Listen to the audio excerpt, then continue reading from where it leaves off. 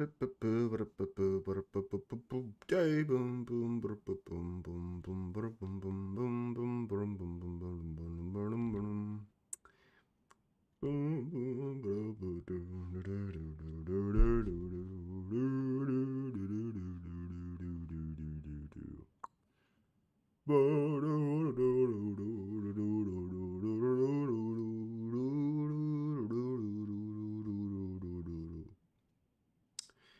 right.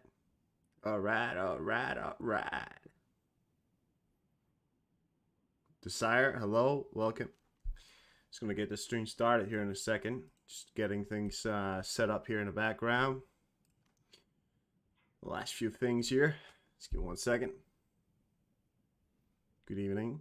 Good evening.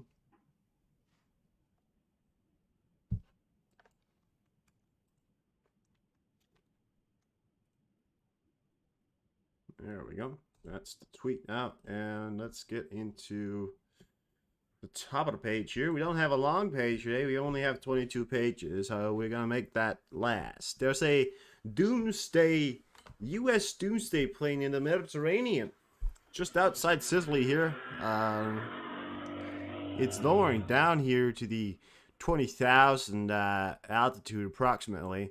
We have a NATO 21 over here. It's not showing up, but it's there. There's a E3 Century, the one with the big stratosphere on top over here.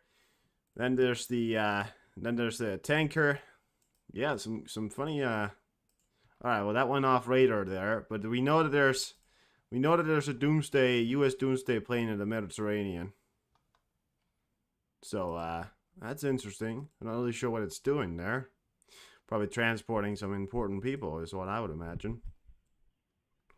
Or doing something important. But the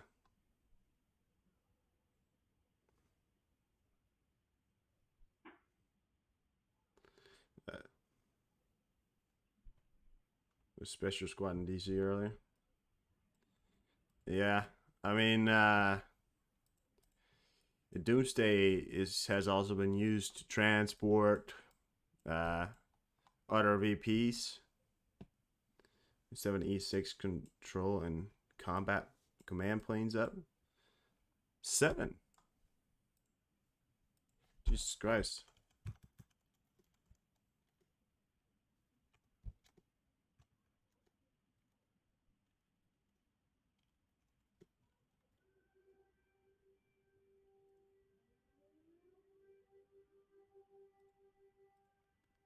Well, that's all right. That's a lot. 7 E6 planes up there yesterday. There's another one here. Look at that. It's heading out to the sea. Let's keep an eye on that. We got an E6 heading out to the Atlantic here. Anyways, we're going to get on with the news here. We're going to start with some Azerbaijan, Armenian news here. And it's coming in pretty much here. There's still some stuff going on here. So the war's not over. Just putting that out. Russian peacekeepers in Karabakh are quietly sitting at their base and watching as events unfold during Azerbaijan's anti-terror operation against Armenian forces. The footage was recorded from the perimeter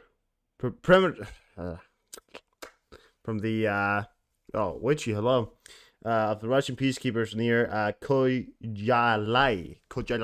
I'm sorry if I'm mispronouncing that. I'm sure I am, but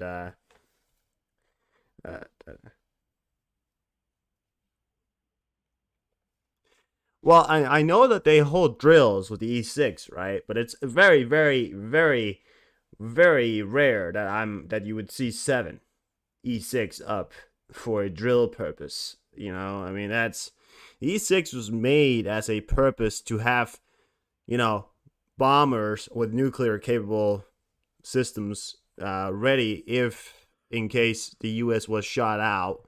They used to fly 24/7.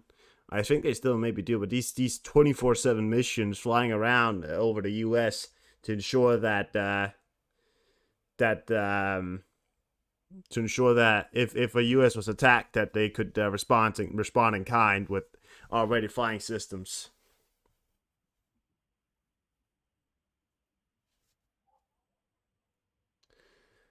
Azerbaijan says that Armenia was not going to be independent anymore, but part of Russia.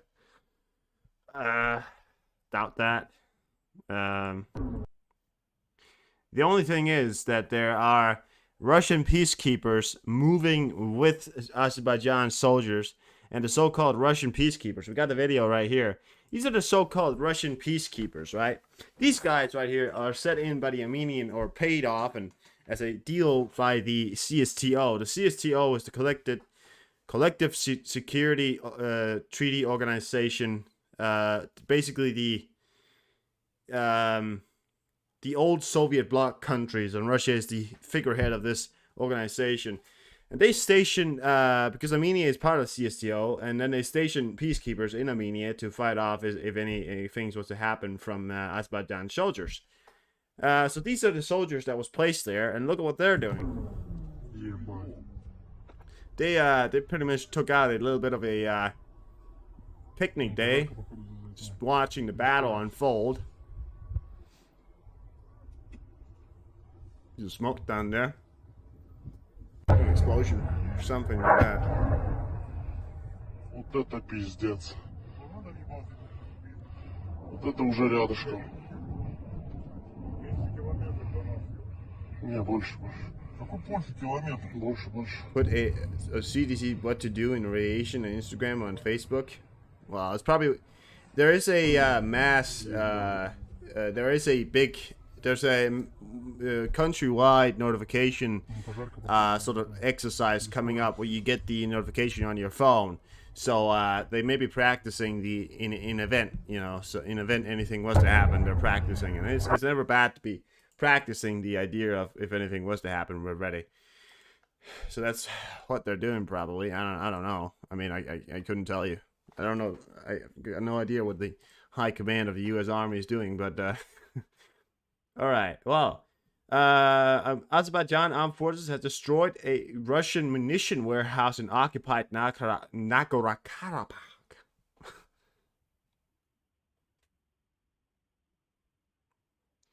Well, they did, but the so-called general of this separatist army, Armenian-backed separatist army, came out with a statement that said he was not going to lay down an arm. I'm confused with this situation. I'm seeing videos and all this, guys. They're still fighting, which is one thing. Some of these videos are from a little bit ago, but they're pretty recent as well. So they're still fighting, and there's still fighting going on, and the region is being, you know, very unstable in many ways. So here you have it. This is another Russian. This is supposedly a Russian munition warehouse in Azerbaijan, or Armenian-backed separatist-held area in Karabakh, which Azerbaijan is now controlling. You see the Russian flags flying. This is what appears to be a Russian base. And then blew it up. They got a shit ton of ammunition down there as well. So, a lot of stuff there. Azerbaijan army discovered a huge ammunition warehouse in Kocaeli. So these are ammunition warehouse that's been discovered all over. You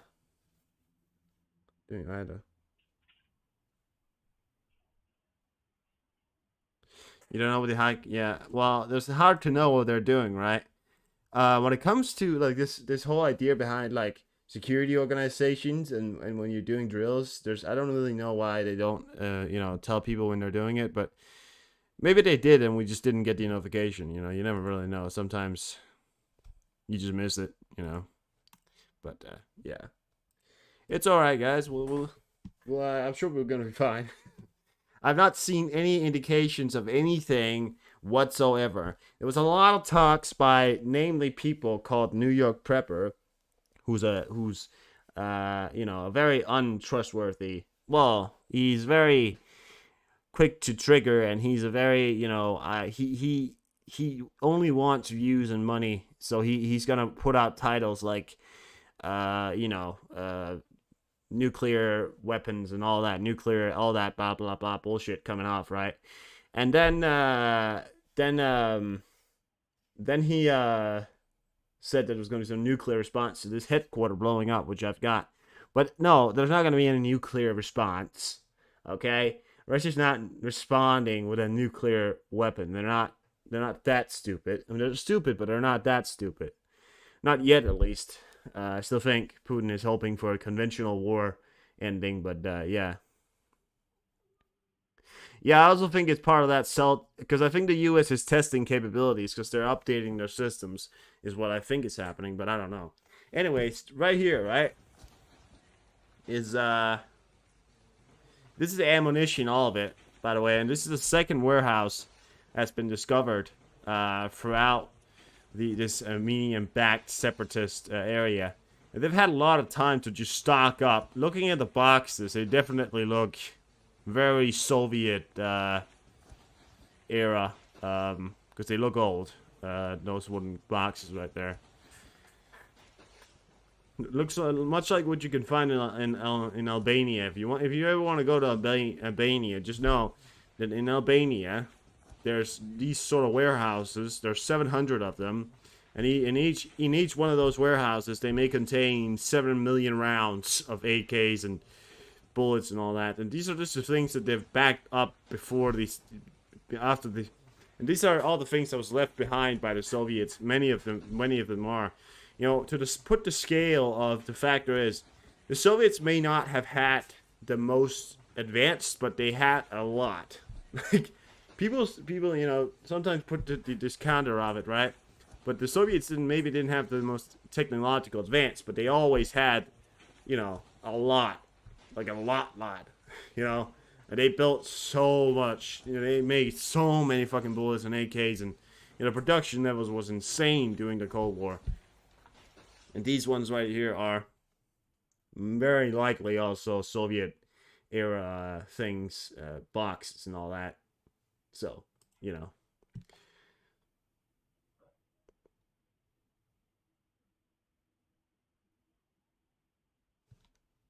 Not predictable. Well, yeah. Well, listen, I don't I don't think there's going to be any nuclear escalation, so don't worry. And there's always people that's going to say, and of course this HQ in Sevastopol, well, not Sevastopol, in Crimea was blown up, and then you know some Russian commanders actually died. We've got a list of actually is one of them.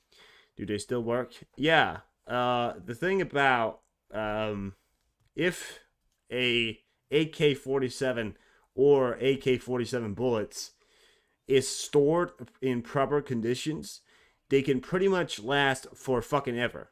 Like, that's the wonderful thing about the AK-47. It can pretty much, if it's stored correctly, kept correctly, can pretty much, and it doesn't even require that much to keep it correctly. You can pretty much keep them, you know, forever. All it really requires is that you don't place them somewhere where there's going to be a lot of, you know, like any military grade system, you know, you put them somewhere where there's a lot of, how you like, if it's very humid, right? If it's very humid, I think that's how you say it in English.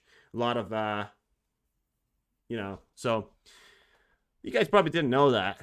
I don't know if you did know that, but in Albania, if you ever go there, they got about 7,000 warehouses or more, as of what we know of, right? And what they're telling us, that is filled up with millions upon millions upon millions of rounds.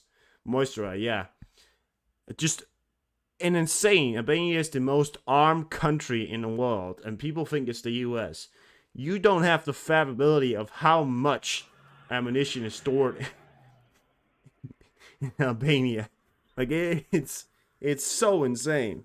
Like, it's really, like, and it's all fucking Cold War shit. And then people think, the Soviets, they didn't have the most technological advance. No, they didn't. But they had a lot of shit. Like, they had a lot.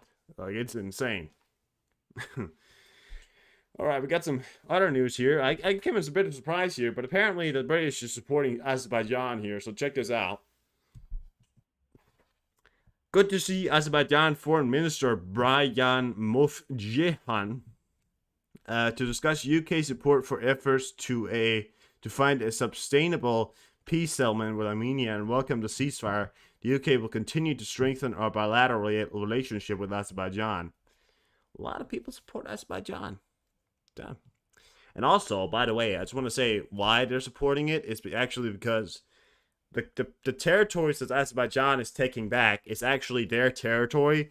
It was just taken or overthrown, or how you could put it, by by that Armenian-backed separatist force. So in all reality, Azerbaijan is actually what I would say within the legal right, war right. I think in many ways they are.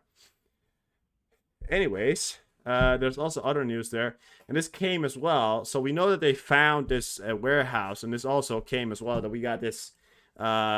Reports claim Azerbaijan army entered Kojala. I don't know if I'm pronouncing it right.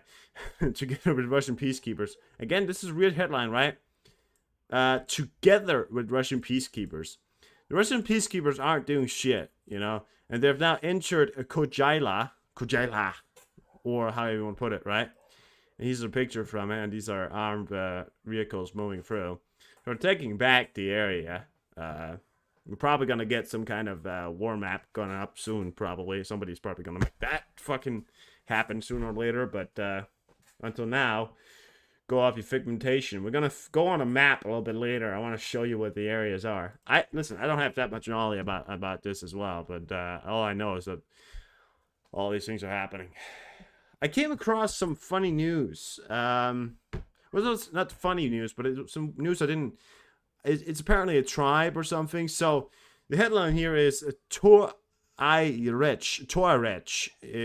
Some in news from Africa here. The Tuareg is a semi-Nordic herders and traders living in northern Mali and across its border in Niger. Burkina Faso, Algeria, Liberia. They are descendant from Berbers of North Africa and speak a Berber language. Tamashek, calling themselves Kel Tamashek. It's a lot of words, guys. All right, but they're preparing for war. There's a video that came out here, and I believe this is maybe a war-led tribe. I'm not really sure if it's a tribe per se, but I think it's some sort of people-led coalition force of some countries here. But we got this video that came out. Check this out. This is from that area there. So this is just long convoys, and these are, the usual thing here. I'm not sure if this is a so-called terror organization or if it's a people that is a peace.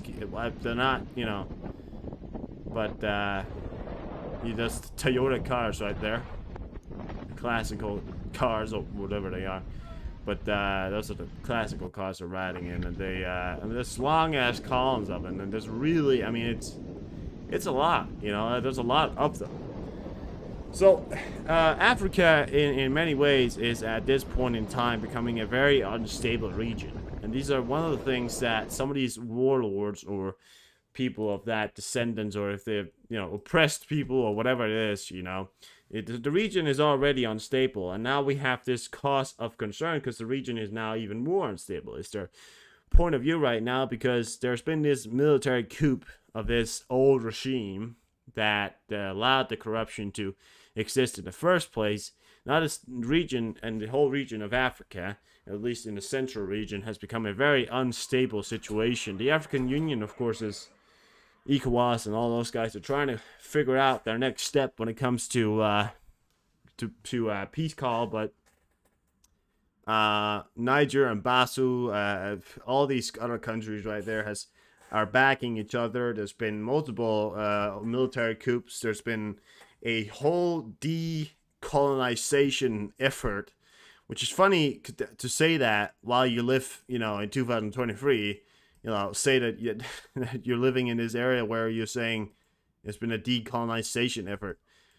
The way that I'm putting that is that there's been a decolonization effort because France is, the main concern here, and has continued to leverage their power over their own colonial rule, over their old colonial rule. Mali, I think, is the people that are continuing to support Niger, or supporting Niger now. Ghana, I think, has also had military coup. I had a picture of it earlier, but find it up there. But you know, the whole region there, at least in this area right here, is a very unstable.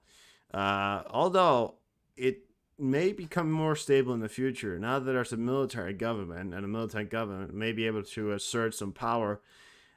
It is hard to really point out if there's going to be much change. The Nigers did change their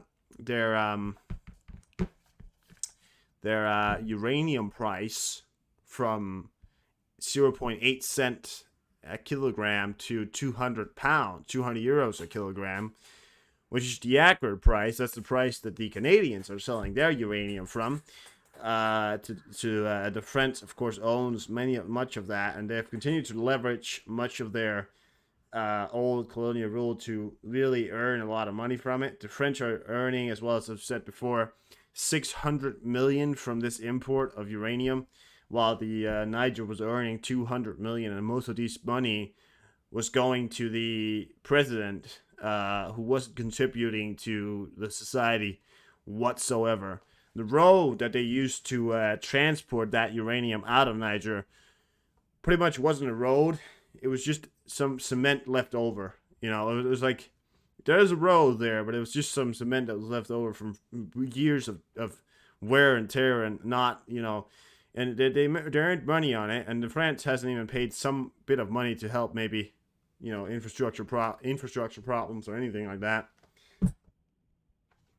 So, who am I on? What side am I on?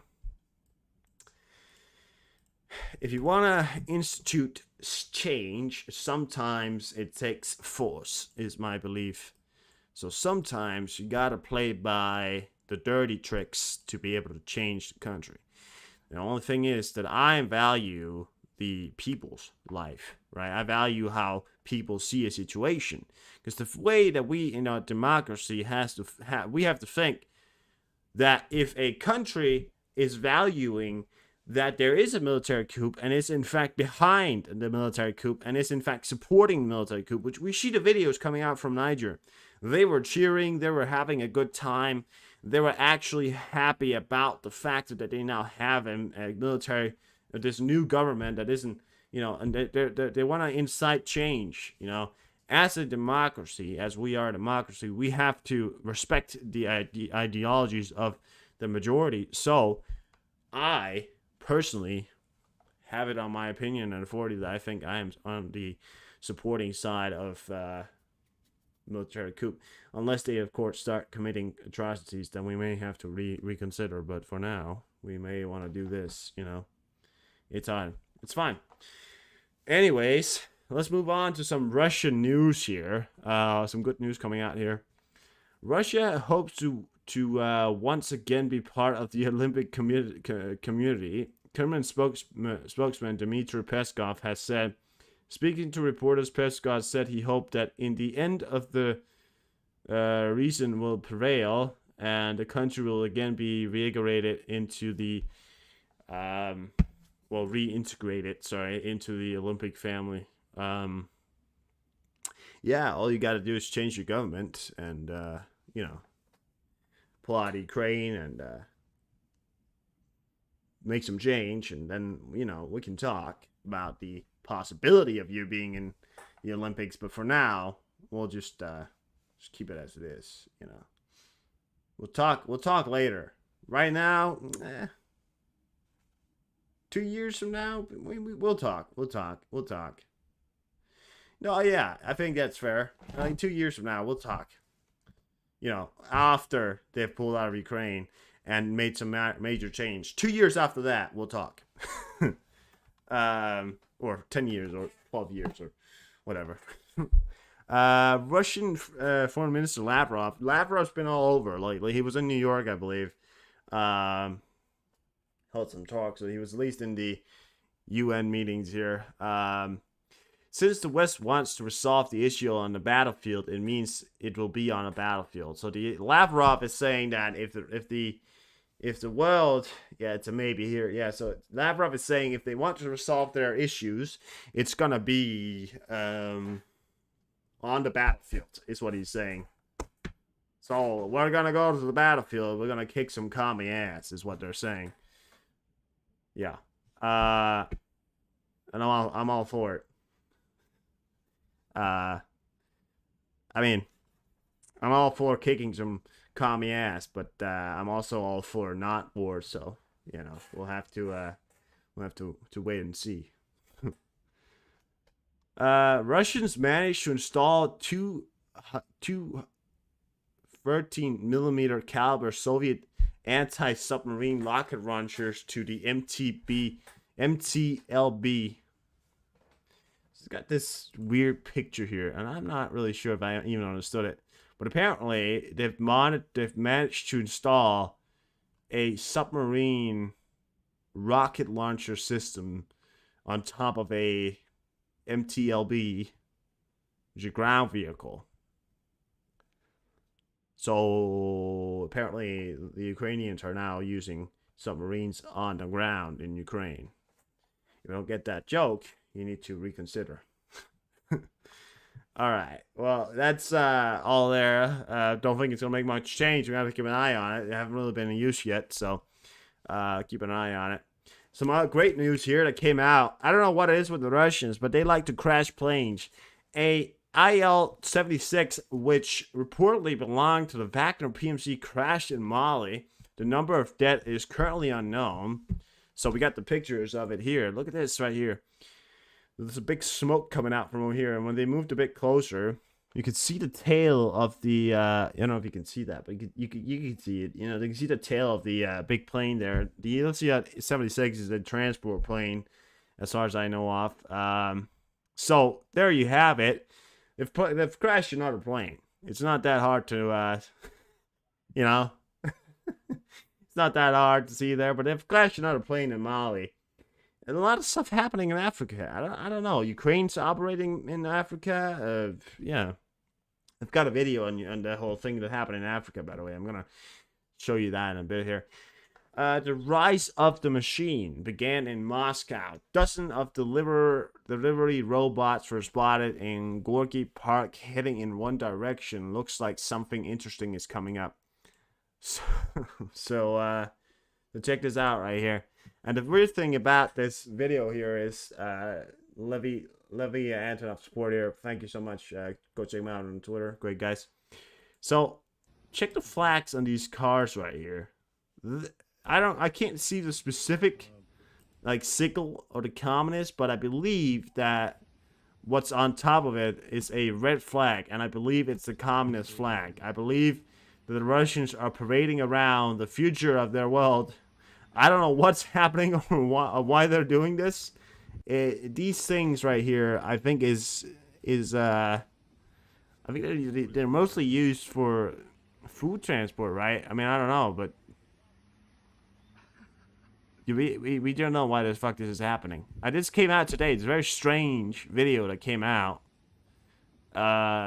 It's just, I mean, it looks like they've mounted Soviet flags on top of it, and you can see this keeps going. I mean, it stops down here somewhere, but it keeps going. So many of them. But look at the flags. It's apparently like some kind of fucking Soviet flag on top of these robots. Looks like those delivery robots that we see in America or around the world, right? That's so fucking weird. It's so weird. All right. Well, we have to keep an eye on that. The 19s are back in Russia. That is creepy. Bandits set up checkpoints on highways and demand cash from drivers from passage. This is in Chechnya somewhere. Chelyabinsk or something like that. Chelyabinsk. So these are either authorities or mafia bosses or mafia or bandits or whatever they are, right? And supposedly this is a Russian truck driver heading into the or out or something like that. And apparently they're asking them to pay a fee to enter the country or get the checkpoints that they've set up. And if they don't pay, supposedly they're gonna get aggressive, right? Or This is just another point. I think this is a Russian government controlled thing, because I think it's just another point for Russians to try and squeeze some money into the budget. They realize that there's a lot of people moving through the country with trucks and all that shit. So they're not demanding them to pay.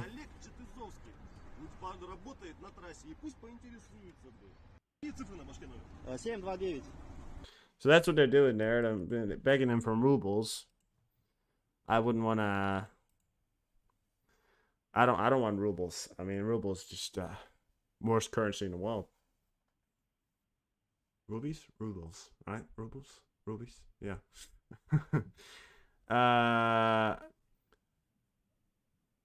Okay, and there's another came up from Lavrov, who was on fire with his statements today.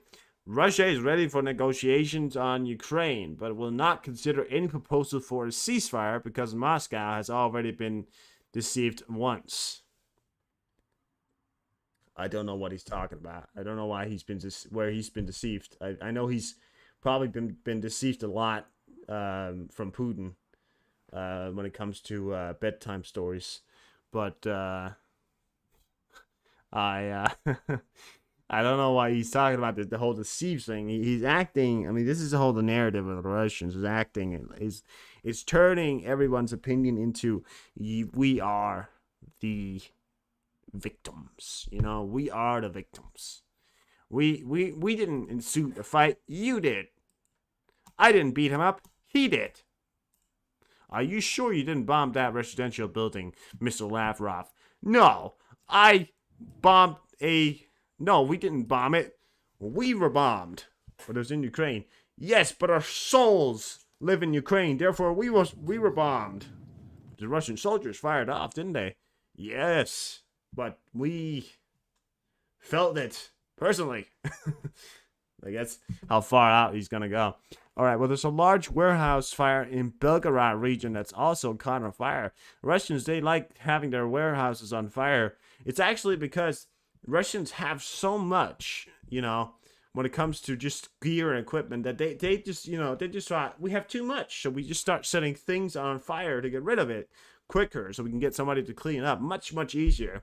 It's actually the Russians are being so good to their cleanup workers and construction workers that they're burning the things down before they actually get there. It's actually a really great way. Not great for the environment, but you know,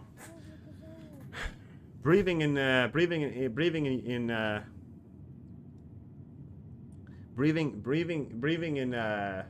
Russia is like breathing into a fucking fire pit. It's not good for your lungs anymore.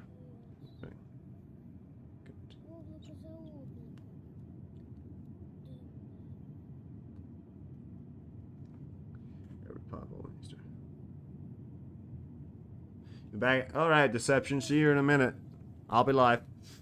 So yeah, this is the Russian tactics. Have you ever heard of the Russian tactic in the Napoleonic Wars when they did the whole scorch earth theory? That's the Russians' theory. They set fire to everything before the Ukrainians get there. So when the Ukrainians get there, there's just nothing left. So the Russians are obviously expecting the Ukrainians to be in Moscow very soon. No, that's not gonna happen. Zelensky's not interested in Moscow. He's interested in his country, and that's true. There's a little bit of weird news here. This is just another example of the Russians just lacking behind on this whole concept of being a first world country. Sausages with African swine fever was found in stores in St. Petersburg. A dangerous bacterium was found in sausages, hams, and sausage produced by Starodovsky sausages and Vladimirsky Standard. It is curious that yesterday's Bazaar announced that there is no threat of the spread of the plague in the Russian Federation. So they're saying this is. It actually, you know, there's bacteria and all kinds of things and all kinds of pigs and everything. The factor is that when you get to the first world countries, they either have ways of getting rid of it or they just detect it before they put it into the fucking store, right? and they take proper care of them, make sure that the pigs are not sick in the first fucking place, right? And you know, in modern countries, this will never happen. In Russia, this happens. This is a very dangerous situation as well, because you're, you know, eating this pig, this swine fever. As far as my knowledge on the swine fever goes, it's not a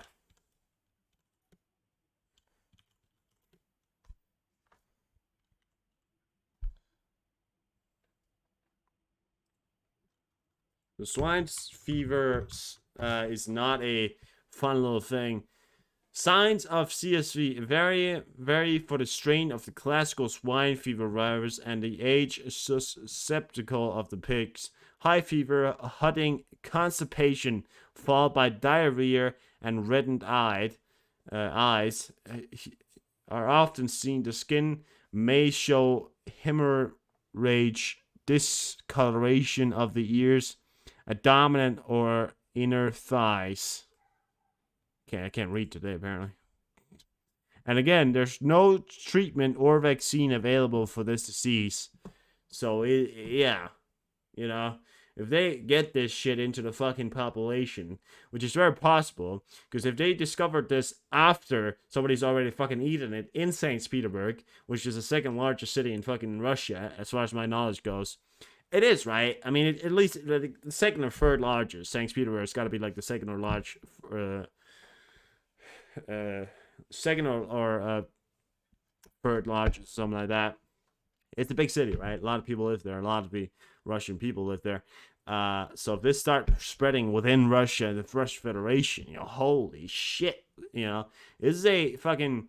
This is a disease that does not have a cure or any form of treatment. Of course, the Russians got to be the ones bringing it down on us. But let's hope this doesn't further any threat. Of course, they did detect it, but let's hope they didn't get too far before they did it. An explosion was heard in Kherson. Video from local social network. I've got the video here. We got. So again, here is, I believe this is in Russia. Usually when we get videos like this, it's usually from Russia. So check the cars as well. Yeah, the shockwave came in there. Oh, cars, just a great way to wake up in the morning. Oh, it's already morning. There you go. Got the ground for the video there. It's a guy filming there, but yeah. So that happened right there, and it, not sure what it was, but it very likely some kind of Russian drone. Sorry, Ukrainian drone. Some other news here. Russian government to raise gas traffic to record levels to fill Gazprom's budget after sanctions. The Moscow Times wholesale gas traffic for Russia will raise by 11.2% from July 2024 and by another 8.2% from July 2025. According to forecasts by the Russian economy minister, as a result of the gas will rise price for the citizens by 20% in 2 years and 34% since the beginning of the war. For confirmation in 2021, the indication was 3% in 2020, 3% in 2019, 1.4% in 2018, 3.4%. So the gas prices are rising rapidly, and that's the point of the whole thing I was reading right there. To simplify it, gas goes up, price very high.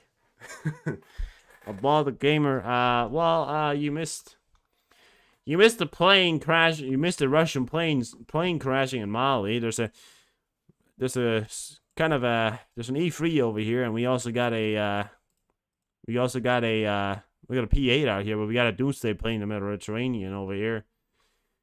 Well, yeah, I didn't really miss some stuff happening in Azerbaijan, but that's really it. Yeah, not a lot of really crazy stuff here going on today. Of course, the whole big thing was the Russian headquarters, and we do have videos of that. I wasn't live when it happens. Well, the one day, it's always Friday when I don't stream, when I take the day off, something happens. Okay, well, an occupier's boat sank as a result of the Ukrainian drone strike. The Russian fleet is having some trouble staying afloat, both on the river and the sea. So check that out. Got the video here. And don't worry, you can see it without being too afraid. But check this out right here.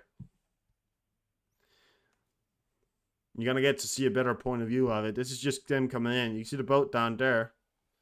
Comes in right there. Locks on. See the big point of view here. Boom. The Russians are not very good at staying afloat. They're not really good at yeah. They're not very good at getting their boats to stay afloat to actually do military things with boats, you know.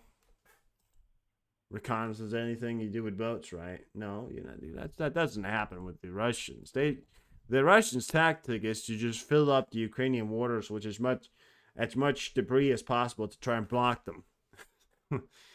Crimean residents cannot get into shelters. The bomb shelters are locked during air raids. Such posts can be found on social media. So I found a post here, and this post, right, is from Nexta, and apparently the air raid shelter that was built for the public is closed. Yeah, they're close. Doing an air raid alert, they closed it, or they didn't open it, but it's closed. So they couldn't get in. He chose the perfect timing to say, you know what, we'll close it. Yeah, so that's the Russians again for you. Closing up air raid shelters because why not? Vladimir Zelensky honored Polish volunteers with a state address in Lublin, Lublin, right? By presidential decrees, Bayanka Svavlanska was awarded by the Order of Princess Olga, second class, and Damian Duda was awarded the Order of Merit, third class, and any challenges on our common path are nothing compared to the fact that there is such strength between our people. That was a quote from Vladimir Zelensky there. I got the video up for you as well. He was in Canada today. Vladimir, we got the videos of that. He's persuaded the whoever that guy is. What's his name? Trudeau or something like that. I don't know. The Canadian president, PM. Янка, знаємо вашу історію. He's speaking Ukrainian, so he's just gonna have to. We're just gonna watch it because of, you know. Поруч з Україною з перших днів війни, і те, що ви робите, велика праця, допомагаючи, підтримуючи українців на фронті. Це дуже важливо. Тих, хто на передовій, тих, хто реально захищає щоденно Україну, і не тільки Україну, я вважаю Європу, весь світ, наші спільні цінності, вашу прекрасну державу, народ Польщі, і я вдячний народу Польщі, що є такі сини і доньки у народу Польщі, які поруч з нами, не тільки сусіди, а реальні наші друзі. Янка, я знаю, що ви, сьогодні голос So he's giving an address, he's saying, thank you all, thank you. Most of the Polish people as well. He's had some trouble with the Polish, that's no secret. But we're going to get to that just in a second. E3 in the Maxi there. P8. A lot of P8 action. Oh, there it is. Doomsday plane. Всі російські наративи, вони розбиваються о скелю, коли є така скеля друзів. Я вдячний. Yeah, you know, thank you very much, Zelensky. That's it. We're good. Okay. Well, here you go. They got the Doomsday plane there. That's what I spotted. It's in the Mediterranean. I don't know where it's heading, but it's maybe heading to Egypt or something like that. But yeah. Who haven't got a problem with Poland? I don't know. A lot of people got. Okay, so here we got some Canada news here for Zelensky here. We just signed a modernized Canada-Ukraine free trade agreement. This deal supports long-term security, stability, economic development in Ukraine and helps ensure high-quality market access for Canadian businesses practicing in Ukraine economic recovery. Uh,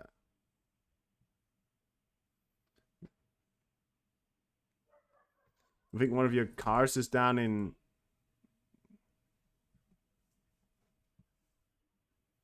You got a car in Poland? Is that what you're saying?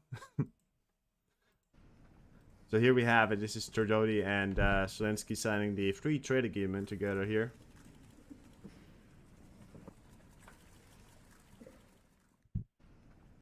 Working forward together. Second largest country in the world, Canada. Large country. Big guys. UK supplied Challenger 2 number 506 in Ukraine. Service stolen.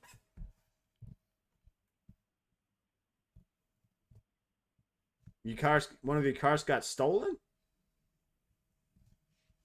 Really? Damn. Well, that happened. You got your car stolen in Poland? Is that what you're saying? Or I don't know what you're saying right now. So check this out right here, guys. This is a Challenger 2. And Challenger 2s are the British version here. It's actually based as one of the most best tanks in the world, if not the best. It's actually a challenger to the Abrams. And it's one of the only tanks in the world that's ever been able to conquer and actually take on an Abrams and win. Or, in the simulations at least, right? So it's supposedly one of the best, if not the best. And it's in Ukraine right now, so this is a great site. You don't want to stare down the business end of that one. Right, it's fast, it's durable, it's got new cannons, it's modernized, it's heavy as well. Quite a heavy thing, but it's thick. I mean, it's got a really thick armor as well. Like you could survive. It's been said they could survive a head-on hit, but the Abrams are pretty thick. So for my home.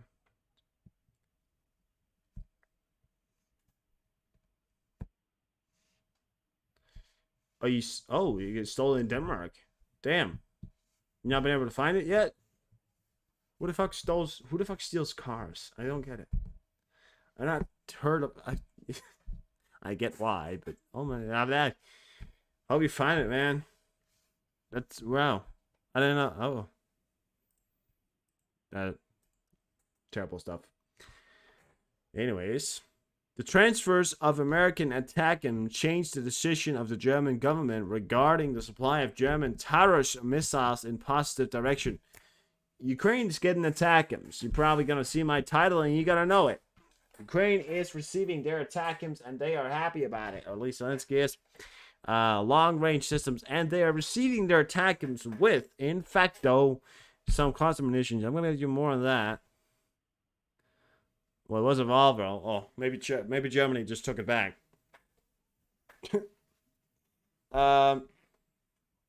Beautiful scenes in Canada yesterday. Zelensky visited the St. Demetrius Ukrainian school. Many of the kids are third generation on Canadian Ukrainians, and yet they sing the Ukrainian national anthem better than some Ukrainian born in Ukraine. Zelensky got emotional. Show you this here again. It's cluster munitions, by the way, guys. Ukraine's going to receive ATACMS with long-range cluster munitions. But we got more on it. No, I'm going to get the real report. I can't remember it right now.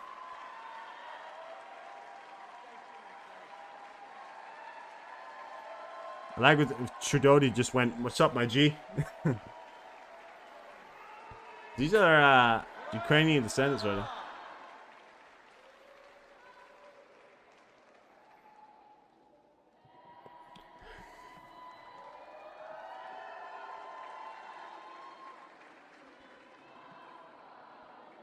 Слава Україні!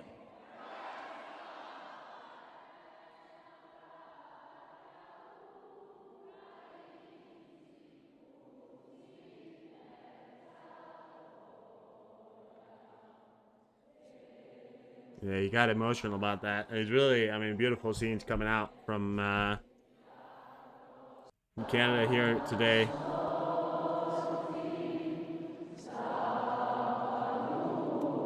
Unifying is what I would say.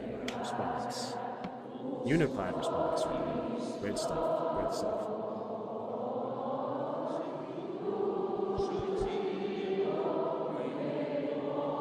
I don't know the song, it's a lovely song. Lovely anthem. Dance. Is the guy wearing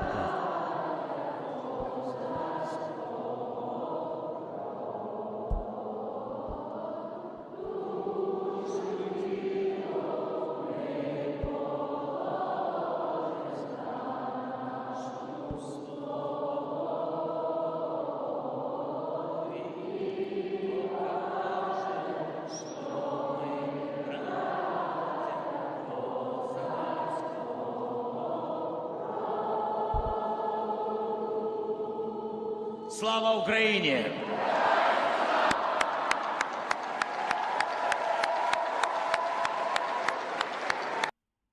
Very great, very great. Just really great scenes coming out there. A school in in Canada. Great stuff. Let's look at some quotes right here. It took us about so there's some Ukrainian pilots that's been training on the Blackhawks here. And I just want to mention a quote that came out from a Ukrainian pilot here.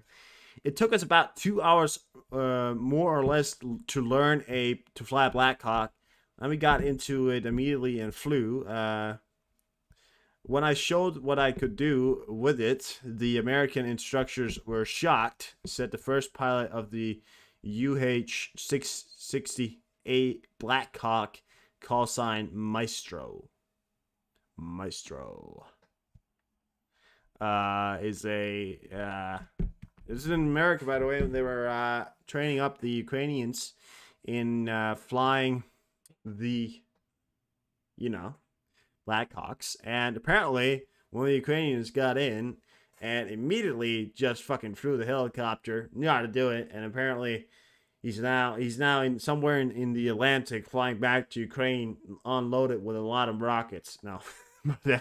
He's apparently they're fast tracking the idea of it, but apparently the systems are so similar. So apparently they would just they saw the controls and they were just like, oh, I can do it. Yeah, and that way very similar systems. So really great stuff. A shopping trip to Russia. Well, if you want to shop for fake brands, then yeah, you can go ahead. Because you go to Russia right now, the only thing they got is you're gonna find like brands like Adubo, which is Adidas, but it's called Adubo now, or something like that. I can go shopping there, but it's only if I'm gonna go shopping in Russia, it's only because I'm gonna go shopping for a. No, I don't even got a clever thing to say right there. I don't even know. I don't know. We could. Nothing. Not everything is in Russia hands, and not everything is in the hands of other players. And the world's change a little depends on us. So I think this is a video that I've got of the Ukrainian. This is the Ukrainian intelligence chief, the man, the myth, the legend. The guy with the most is the guy that knows everything that we don't. Right here. I told you Buddha, that, and I will repeat it again, that you, in principle, formulate your questions based on Western logic, which is based on what is called the Russian house. And the situation is different. Russia no longer has a one-man counter to this situation. What kind of escalation are we talking about? All types of weapons are involved, from submarines to strategic aircraft.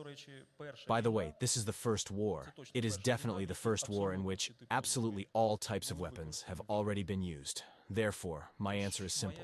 There is no need to formulate the question, but the logic itself needs to be changed a little. Not everything depends, and not everything is in the hands of the Russian Federation. Definitely not.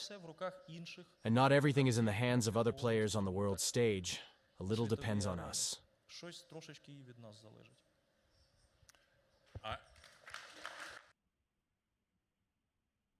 I'd say more than a little depends on him.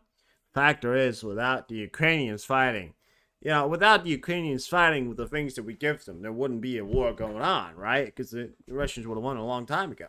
So I think I'd say that it's more than just a little, depending on the factor that they continue to fight. But, yeah. Canadian Prime Minister Justin Trudeau, Canada will always support Ukraine.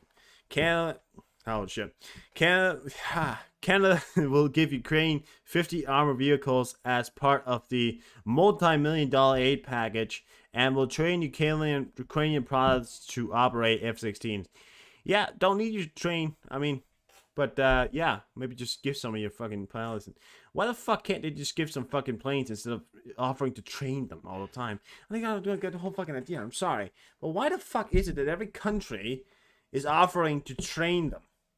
Like, yeah, let's train them. We already got the training. Can't you just maybe provide what we need? The actual planes. I mean, I'm sorry, but great stuff. Great stuff. They're helping each other out. Canada is very much behind Ukraine. Zelensky hopped across the border from the Pentagon. From the U.S. Pentagon, and went into Canada to talk with Trudeau here. So really great stuff. I am so glad to be here on the Parliament Hill with President Zelensky. 18 months ago, Russia's full-scale invasion of Ukraine began, and Canada was there from the very beginning with military, humanitarian, and financial assistance, and with sanctions against those responsible for this brutal war. Notre appui est inébranlable. Can I just say something? I think Zelensky's bordering on the factor of keeping his eyes open right there. He's a tired man. To give some of this resilience that Zelensky has, he's got to be a tired man, but he keeps going. So I want to say that. I wish he could get some good sleep, but I think it's hard sleeping when the battle continues at home. Volodymyr, I can tell you right now, our support is never going to waver. Thank you so much, Justin, and thank you to all Canadians for all the support. And Canada has always been among those standing with us. We feel your support that comes from heart, and we are grateful for it. Ukrainian community of Canada is an integral part of Canadian society. We are really proud of Canadian Ukrainians. They form a solid foundation for our special relations, our special bond. An ocean might separate our nation, but the main thing that there are no walls between us. Volodymyr, in Canada, you will always have a partner, and in Canadians, you will always have friends. Slava Ukraini. Героям слава.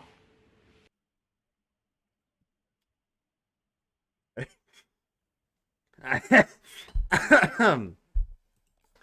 fucking love those guys.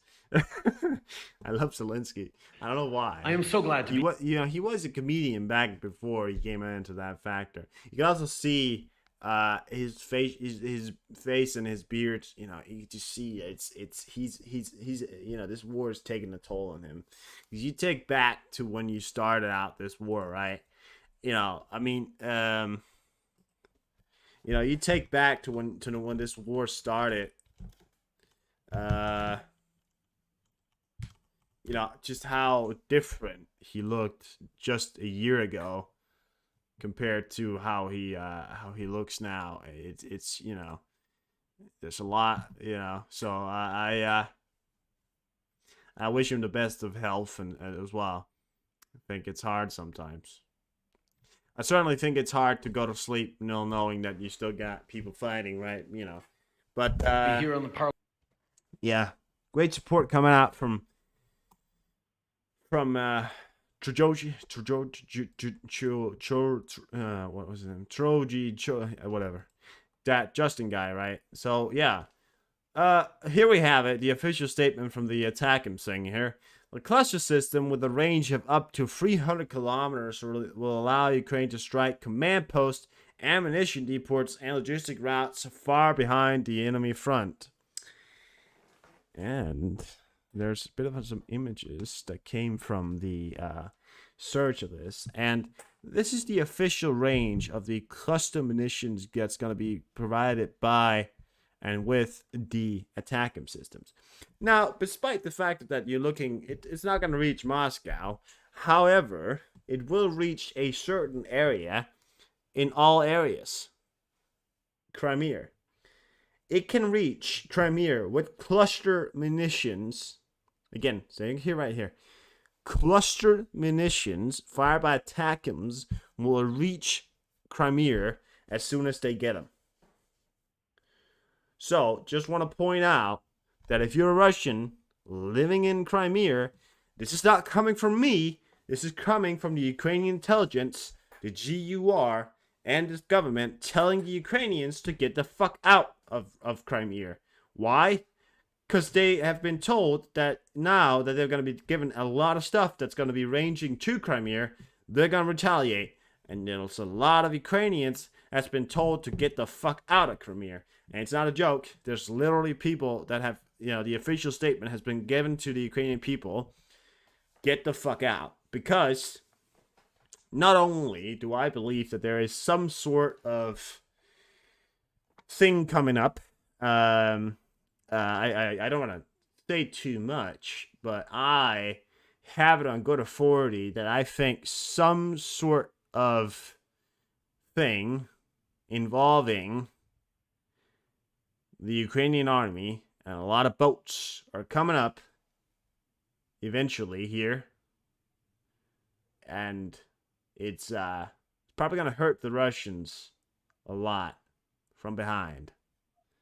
But we don't know yet. I mean, I don't know yet. This is just me going off my gut feeling here, but hasn't let me down yet. So I like the fact that I was saying. Everyone was saying, "Oh, but the Chinese aren't supporting the Russians. The Chinese aren't helping the Russians." And I was out here. You know what I was saying? I was saying the Chinese is helping the Russians. Don't get it wrong. The Chinese is helping the Russians. Everyone was like, "Oh, no, they're not. No, they're not. That would be against the law." Oh, God be fucking hold. 2 weeks later, or whenever the fuck they came out, the whole fucking news line on the headquarters of everybody, every social media, and everybody was like, "Oh, China is helping Russia." Yeah, no shit, dingus. It fucking, I mean, no, but, yeah. I'm not to lift myself up here. I'm not trying to equalize myself here. I'm just saying, I've been right before. I'm trying to be right again. I hope I'm right. That'd actually be pretty cool. Okay. Biden administration intends to provide Ukraine with ATACMS equipped with cluster. By the way, I just want to say one thing here. Not a single warhead. No, I just want to say a single thing. There's been some people that's been speculating about the idea of the so-called warhead that can come along with the ATACMS. However, it has been stated that there's not going to be warheads coming along with their ATACMS.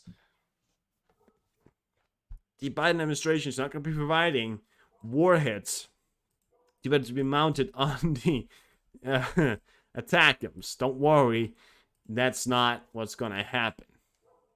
What's going to happen is that they're going to have these cluster munitions that's going to bring along a lot of damage. And if you're a Russian, you ought to get yourself out of there. So that's what this. By the way, the Biden administration chose not to state publicly that they were gonna provide ATACMS to Ukraine, despite knowing that they were gonna provide ATACMS to Ukraine. I don't know why. And also, Jake Sullivan came out and said that they were not going to be doing it. So I don't know. But now they're doing it. They changed their minds. So good stuff. Ukraine has requested hundreds of missiles. The missiles will be so-called the unitary warhead will not be provided yet, but we can count on missiles with cluster warheads, which are stored in the large quantities in the U.S. warehouses. So they got a lot of them as well. Okay. According to the U.S. Army in 2022 report, different variants of ATACMS with cluster weapons contain 300 to 950 individual bombs. So one of them, right, with cluster weapons contain 300 to 950 individual bombs. If I was a Russian, I'd bring along my poo-poo pants, because it's about to get fucking freaky. This is according to the Washington Post, and given to us by Slavo Karini on Twitter. Go check them out. During this week, more than 3,000 meters of trenches were dug. About 2,500 meters of anti-tank ditch was dug, and more than 2,000 appropriate mines were laid. It's reported by the commander of the United Forces of the Armed Forces of Ukraine, Lieutenant General Shiri Nayev. So check this out. Now, what we're looking at this right here, it doesn't give a specific say how of where this is, but I believe that I am very much know where it is. It is located between the Ukrainian and Belarusian border, and this border right here, of course, is one of the tense areas. And now the Ukrainians are gearing up like hell, like they are putting mines and minefields and mass amounts of just trenches and fortifications and fallback lines. And I don't know if they're preparing for something, but they've all of a sudden started to invest a lot of fucking money into the protection of the border between Ukraine and Belarus. They can't take chances. I don't respect that shit. Because what the Belarusians or the Russians, if they try to launch something for Belarusian side, would be meeting on the Belarusian side, would be fucking staunch, you know? It would be insane. And the defense of that area, I believe, is going to be very hard fought. And now, we do know that the Russians have launched a 400 to 700,000 men conscription campaign that's probably going to be filled up by the end of this year, or by December, or along that line, or in November or something like that. You know, along the line of the next month coming up here. I don't really know exactly when, but that's when we know of, right? So, what does this mean? I mean, the first indications is that these men were going to go to the front line.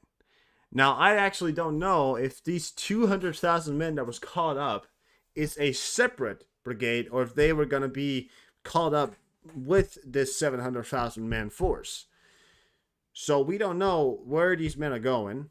If they're going to the front lines, you know, to be added on to the front lines to hold the Ukrainians, or if they're going to be added, you know, to this other line, because there has been an increasing amount of defense coming up from the Ukrainians on that border. So I'm just saying, if there is a chance of anything right now, it is that the Russians or the Ukrainians know that the Russians are planning something that has been happening in Belarus for a while. This whole idea of them training Belarusians, and, you know, there's been a lot of, you know, exercises and NATO border exercises. There's been a lot of exercises on the NATO border with Poland, right?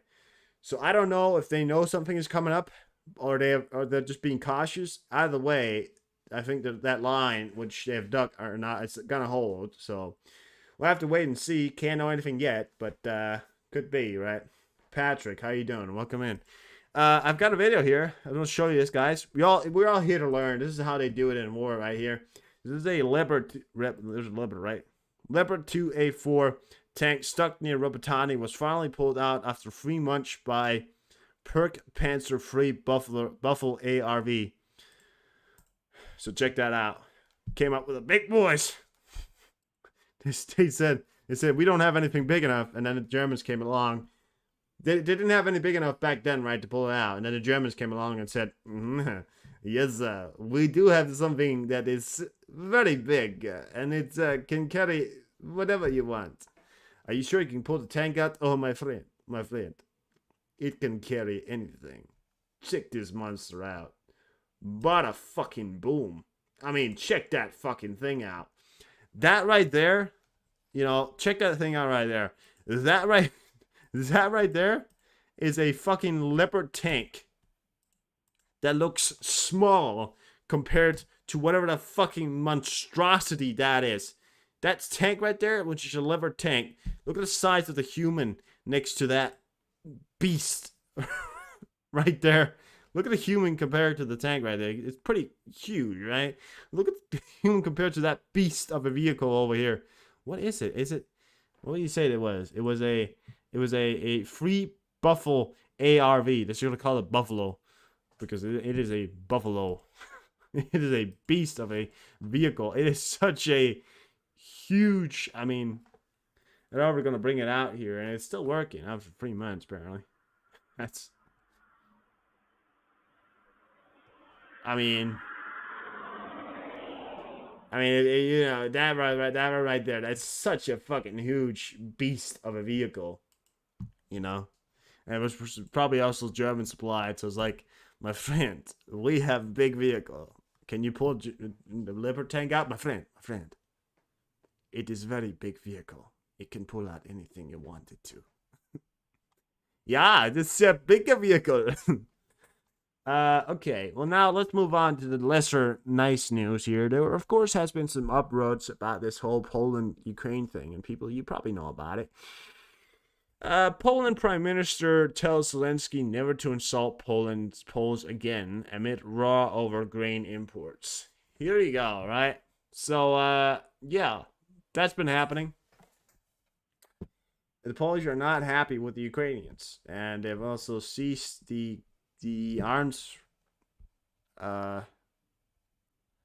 They've also ceased the arms deals and the arms contribution thing, I should say.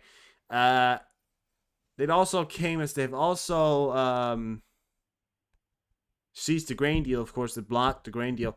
Now, the Ukrainians think they have what it takes, and they've come up with a deal, and we're going to take a look at that just in a second here, but they're planning on something at least, and what their idea is that it may help out, bring the tension to east. The Ukrainians are so that Vladimir Zelensky has said that he's sorry and he's thanking the Polish people, and yeah, I mean both sides. I think maybe the Polish is hiding on a high horse that may be unfair or may not.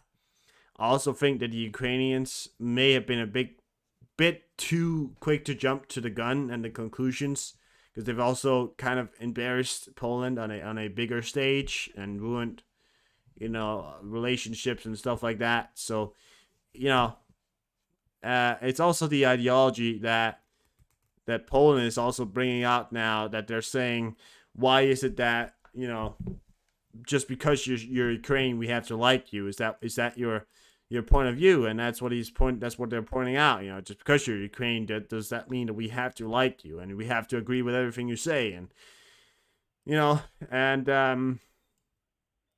so they're not. Oh, we got another E6 here.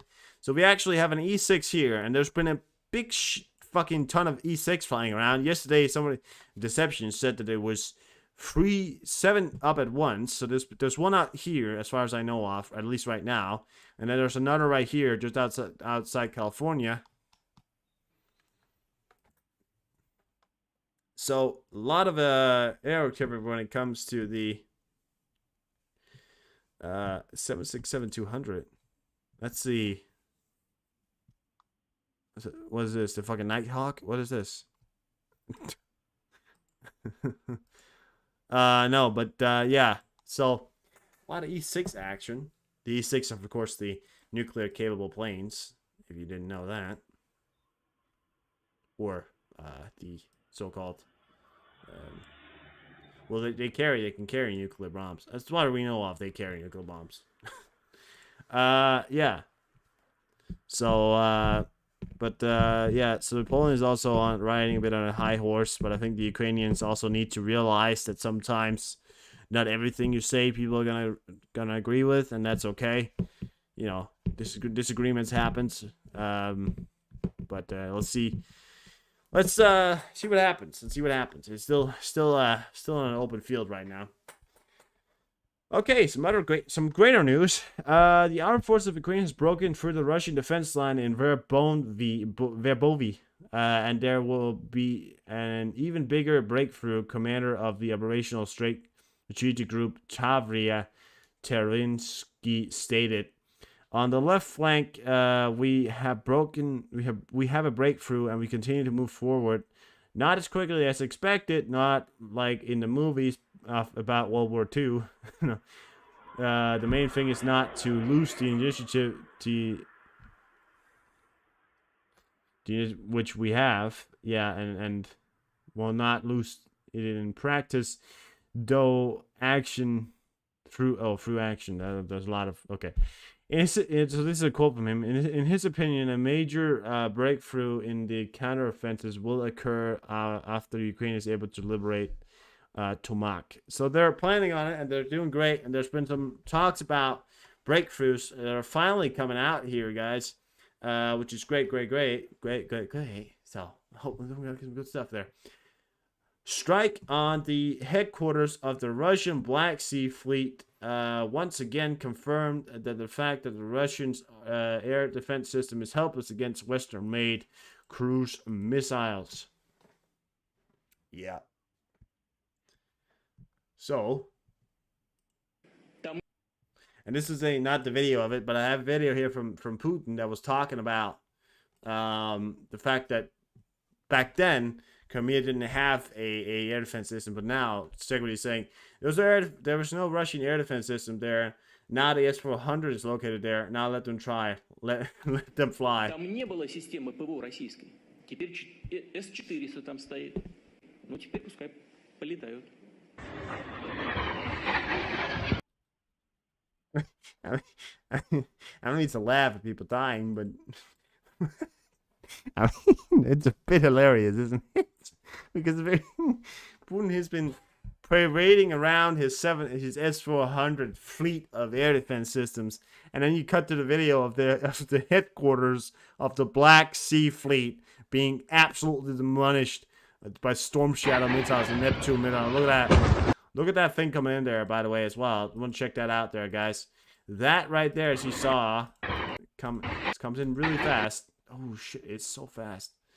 There you go. It's supported to be, I think they were talking about it being a Neptune. Could be a Storm Shadow, but it's some kind of cruise missile. So, and check out the extraction it came with there. So, look how fast it is right there. Boom! I mean, it's just...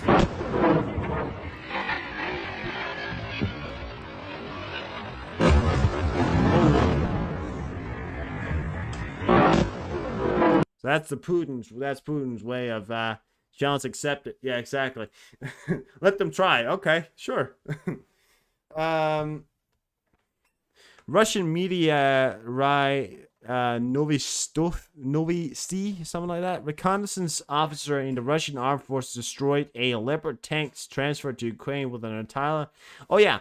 There was some funny news that came out here. I'm not really sure what I was reading about this, but apparently reconnaissance officer of the Russian armed forces destroyed a Leopard tank, so maybe the second Leopard tank, I'm not really sure, transferred to Ukraine with an entirely German crew of Bundeswehr soldiers. Bundeswehr soldiers. So I'm not sure. This could actually be volunteers that are working in the Challenger tank, because also, how come that they would be there? So I'm not really sure if these German people or German soldiers survived or not. There's not been a lot on it. I'll check it out later, but there hasn't really been a lot of outrage. I don't know if these guys were volunteers and they were in a German tank because they were a German tank crew, but yeah, we'll have to see. Yeah, it came out. We'll have to check it out, but I want to show you another picture. If you have ever been a man and you have been a teenager and you've ever thought about how do I want to dress when I'm at war, and I've always had the image of how I wanted to dress, but this man right here, he has his own image of how he wants to dress in war, and I gotta give it to him. It is pretty fucking insane. He looks like the fucking thing you see before you fucking die. That's the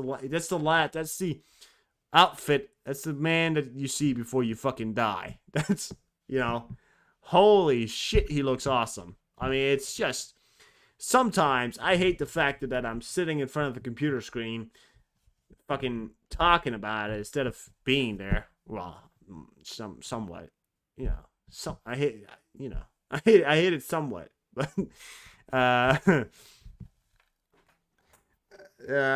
yeah, it's so, I mean, look at that fucking guy right there. Fucking jacked up, all fucking, oh my god. That fucking guy knows what he's doing. He knows what he's fucking doing. I want that guy on my team, but check it out. That's fucking death right there. Grim fucking Reaper, or something like that. Real cool guy. Alright, so again, here, I mentioned this later, but I mentioned this earlier, sorry, not later. Authorities once again urge Ukrainians to leave Crimea. I ask Ukrainians to leave Crimea if possible. Please wait out the deoccupation of the peninsula on the controlled territories of the third, or in third countries, Ukrainian Deputy Minister Irina Vereshchuk stressed. So yeah, so they're talking about the idea that they should not be going there until the deoccupation. Sorry, I can't pronounce it, of the peninsula, which is Crimea.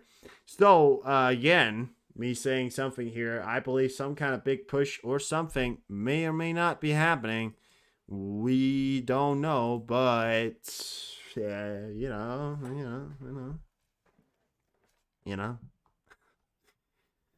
All right. GoPro footage of a small arms battle from a Ukrainian soldier location, the Kremina Forest, Luhansk region. So we got a really cool video here for you. Check it out, guys. Have you ever thought about killing a chicken?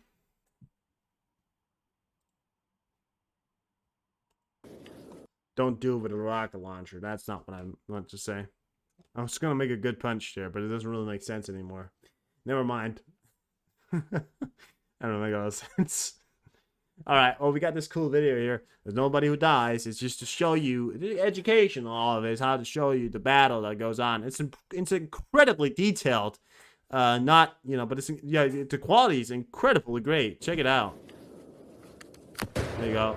Boom. Jumps into his trench, picks up his AK-47.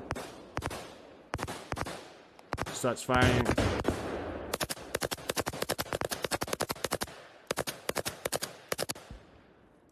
Incredibly detailed video. I mean, really, really awesome quality, really. But that's how they fight in Ukraine there. So that's some Ukrainians. So really, yeah,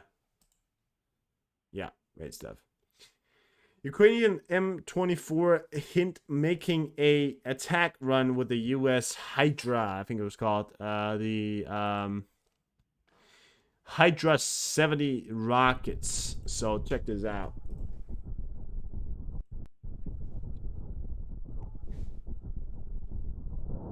Shoot. Fire him off there.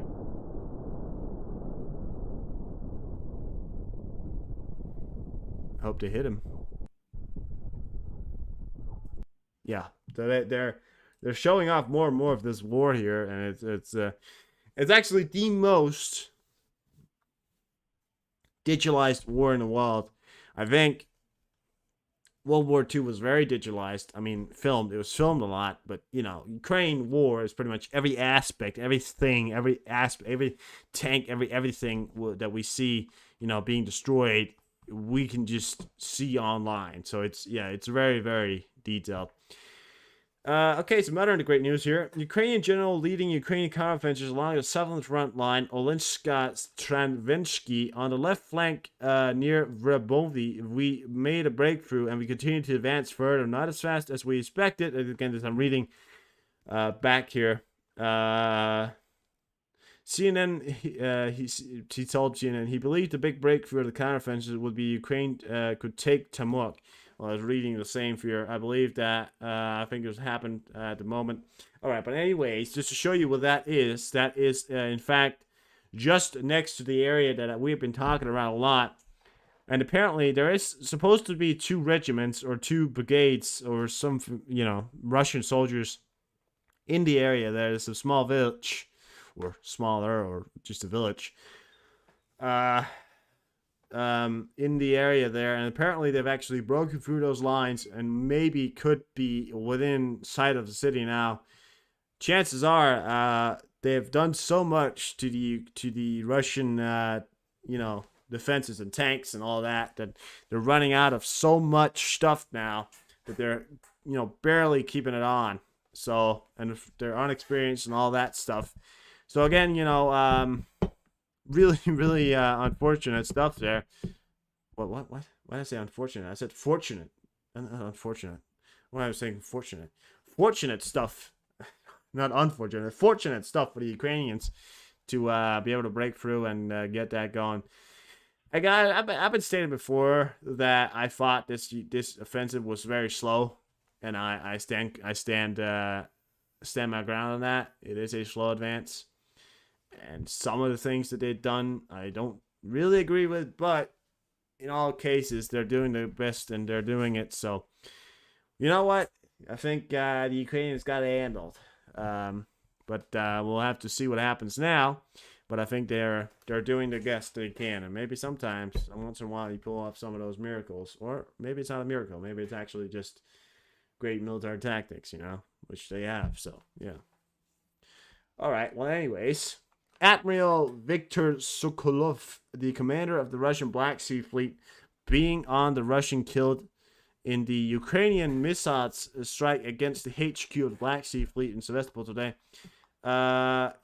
So he apparently, there's an admiral that apparently died, and he apparently was the commander of the Russian Black Sea Fleet, and he was in the headquarters, which would make sense because he's the commander.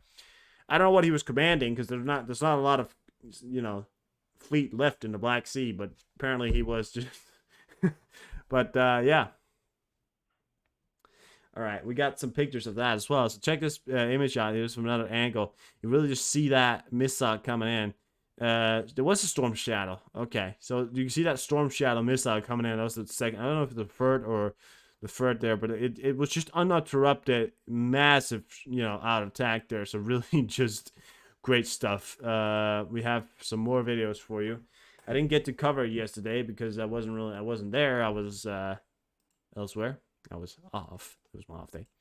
But here you have it. Here's an up front image of the building there. We got to see when it exploded. We'll get to see the up front image here. You see the whole building is basically just burning, And that's the front side, which, funnily enough, managed to keep itself up. The back side of where the other areas where it really got hit is where it's really bad. Oh, we have another. Oh, it's another angle. My bad. So yeah, again, so I believe you can see that there. Check that out right there. You can just see the back of the building right there. That it's, is there something missing here? So you can just see the destruction level of that. It looks like the roof collapsed on top of it as well. Looks like they've lost all its sort of. Oh yeah, you see it back there as well. So all that we got some satellite images from the above ground, and we're gonna give to you a bit later. So don't worry about that. We're gonna get that to you. More footage. Oh, sorry. The moment a missile strikes on the buildings of the Black Sea Q hit HQ. So this is from a person who was streaming live, who was actually in Crimea at the time. So check this out right here. So he was in the Crimea, and then he just.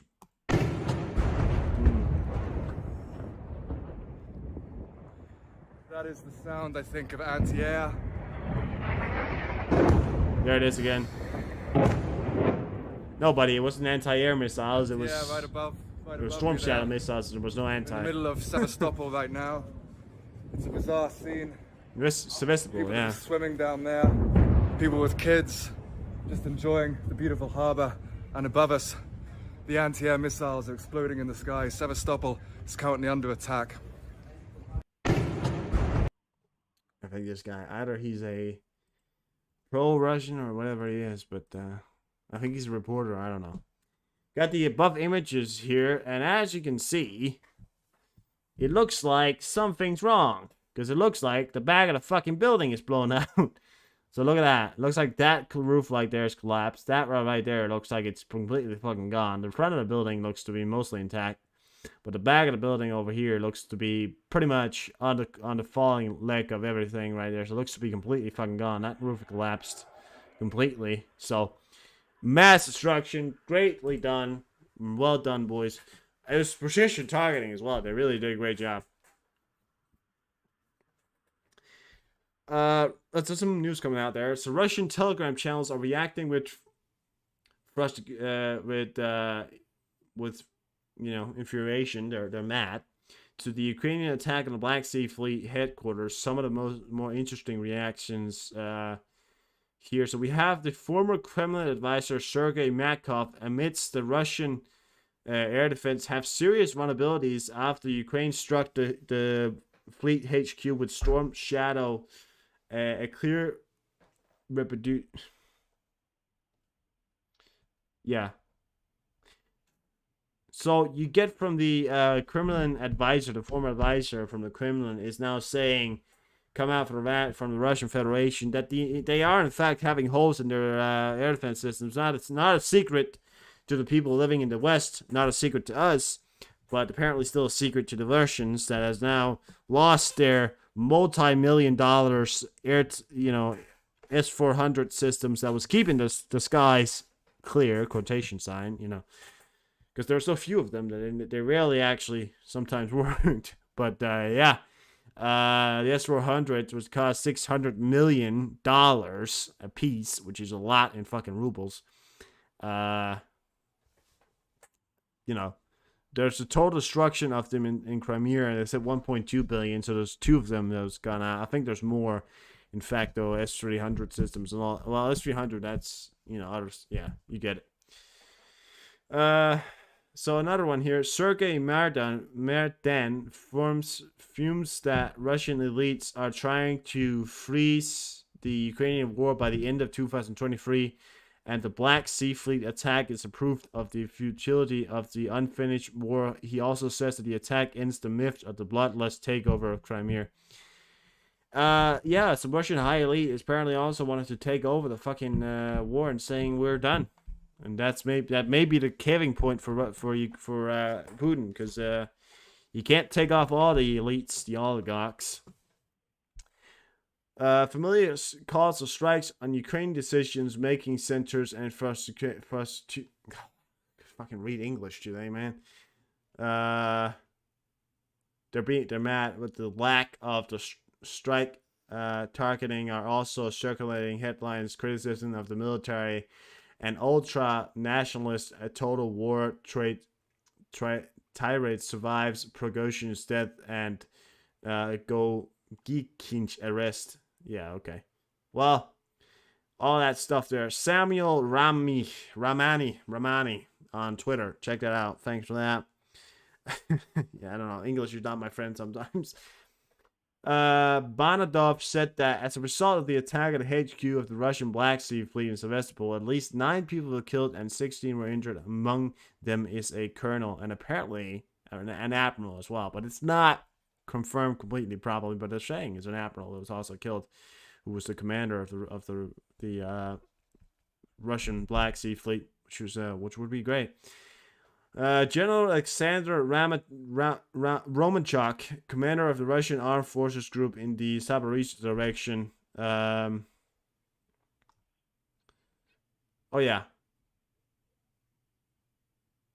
As well could also been.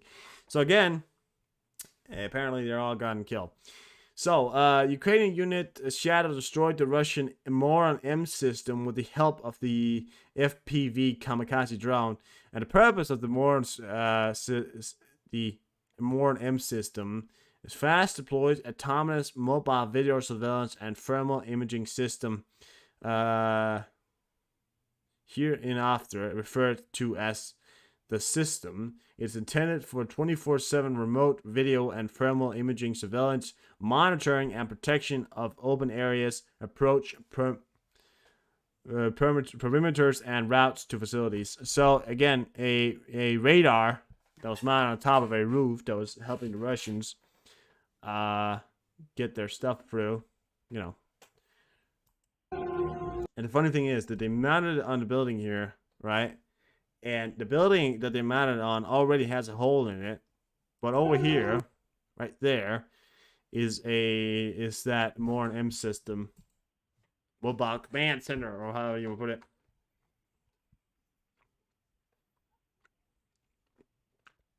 That's the drone right there, and there it is.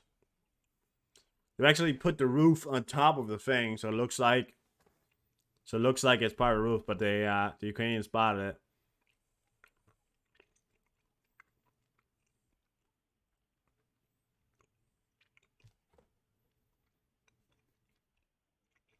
There it is. Drone. Boom. That's the top of it. Completely fucking gone.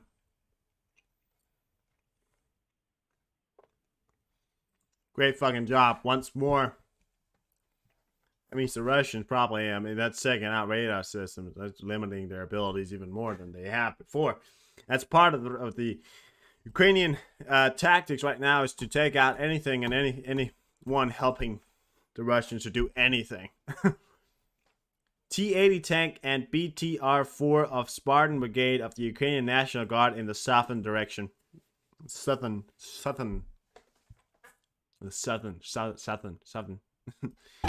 Here you have it. So again, just want to show you this video here. These are T-80, of course, being the Russian model, but taken by the Ukrainians, probably stolen, right? When I say stolen, I mean taken. Or seized, or I even say it. So yeah, there you got it. This is to show that they are moving. They're there. They're fighting. The 77 Air Mobile Brigade destroys enemy equipment. So again here, even more stuff coming up as we are just watching through here. Check this out. So, yeah. Here it is, relaxing, and all of a sudden, boom, right there. But we get to see what happens, right? So, watching out. Pretty cool video. There it is, intact. You get to see the drone flying in. There you go. Boom. Just lovely. Lovely.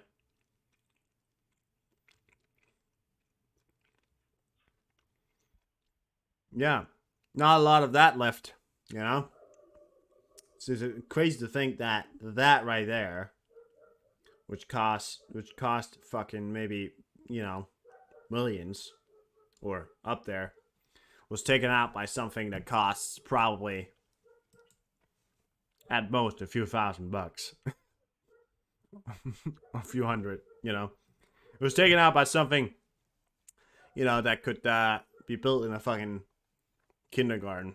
Well, you shouldn't, but you know.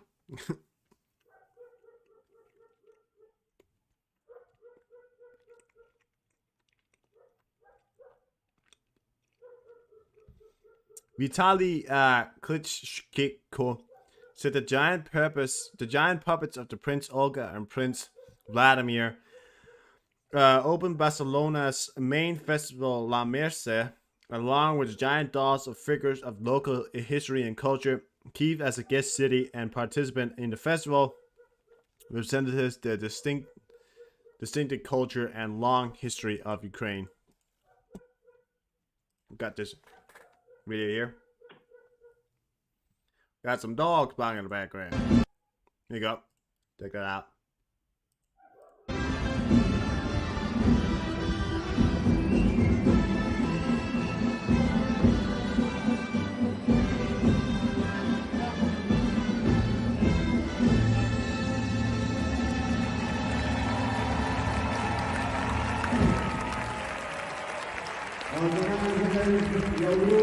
Keep being celebrated all over the world.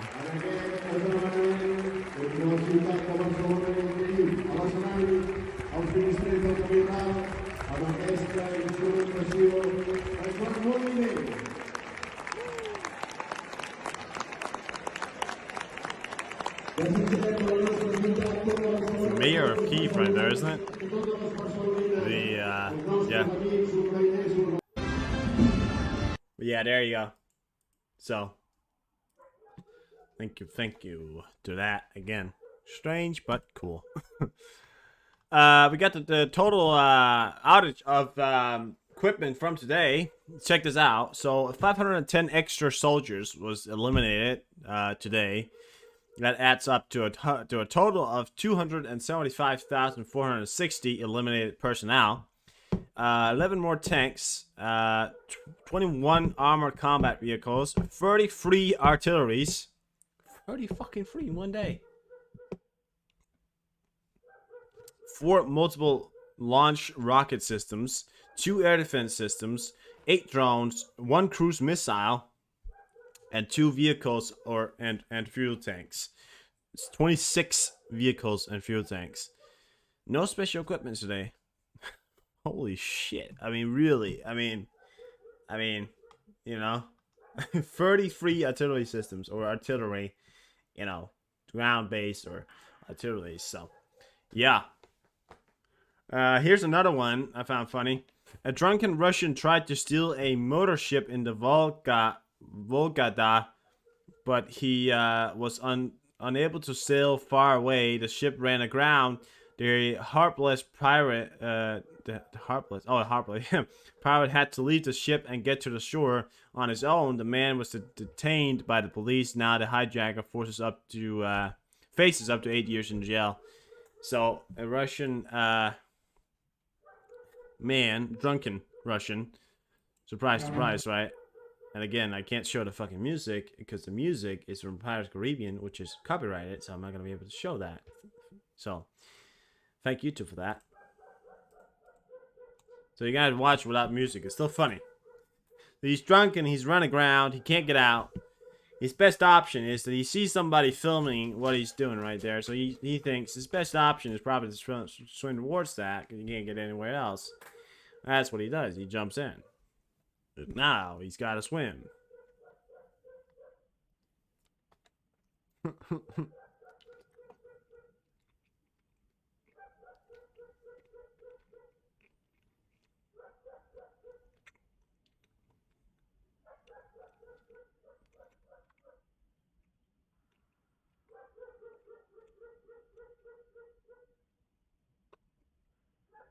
Clearly see how drunk he is. He walks away like nothing happened. Look at him. Walking away like nothing happened with his pants in his fucking pockets like nothing happened.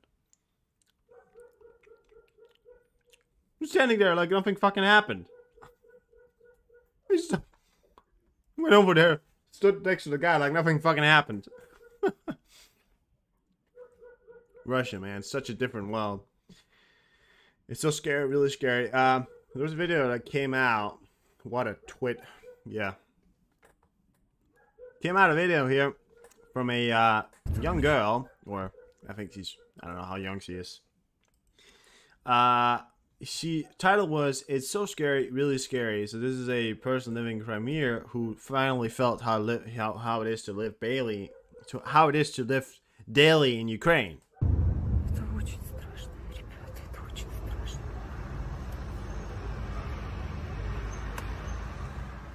Это очень серьезно, хоть бы люди не пострадали. Уже 5-я или 6-я скорая проезжает, и еще пожарка вон поехала. Скорая, пожарка.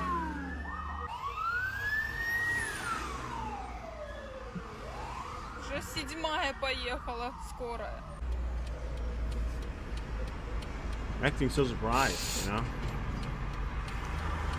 Короче, так боюсь теперь туда ехать, там, где были взрывы, а мне по другой дороги просто нет.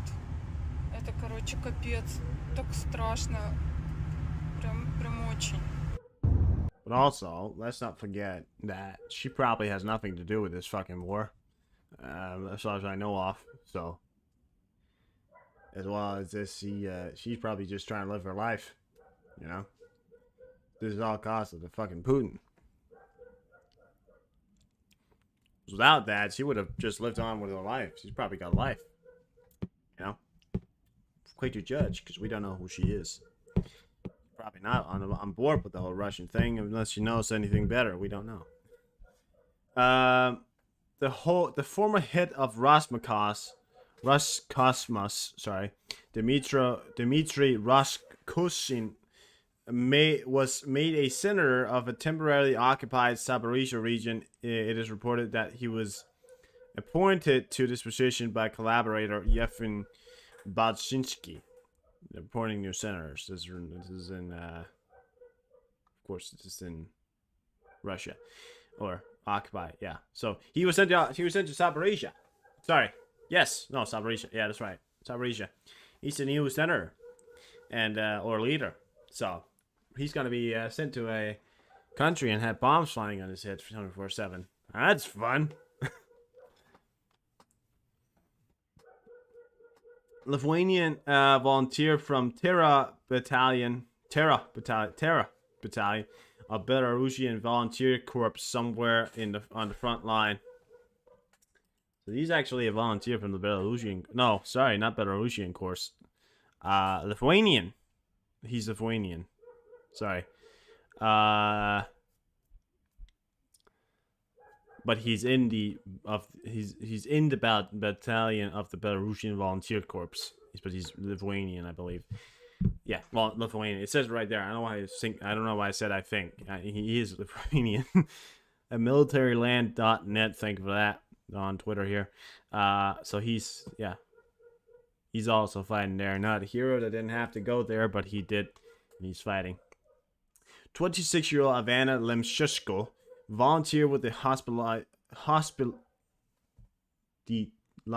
medical battalion. On the day of our victory, I'll put away my uniform, don an elegant gown and heels, and celebrate. I'll get married. I have a big happy family, but I'll never forget the man and woman who died for our freedom. So here she is as well. So she's also a with the hospitalized medical battalion. So she's a medic. Thank you very much. Slava Ukraina, right? Slava Ukraina. Winter won't halt Kyiv offensives, and the biggest breakthrough is yet to come. General Olenska Tarvansky writes, CNN. So, and this is the guy, by the way. So if you don't know who he is, this is the General Olenska Veldinsky or whatever Zansky. Okay. Well, Canada will send its instructors and technicians to train Ukrainian pilots on F-16. This was announced by the country's Prime Minister Justin Trudeau at the parliamentary meeting, supported by Flash. Just to reiterate what it is I said earlier, then.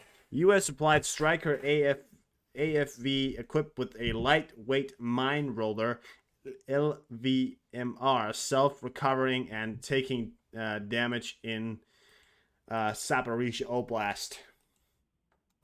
This is a mine clearer, as far as I think. No. Yeah. So check this beast out as well. You gotta have things up front, put it down, and it loaded.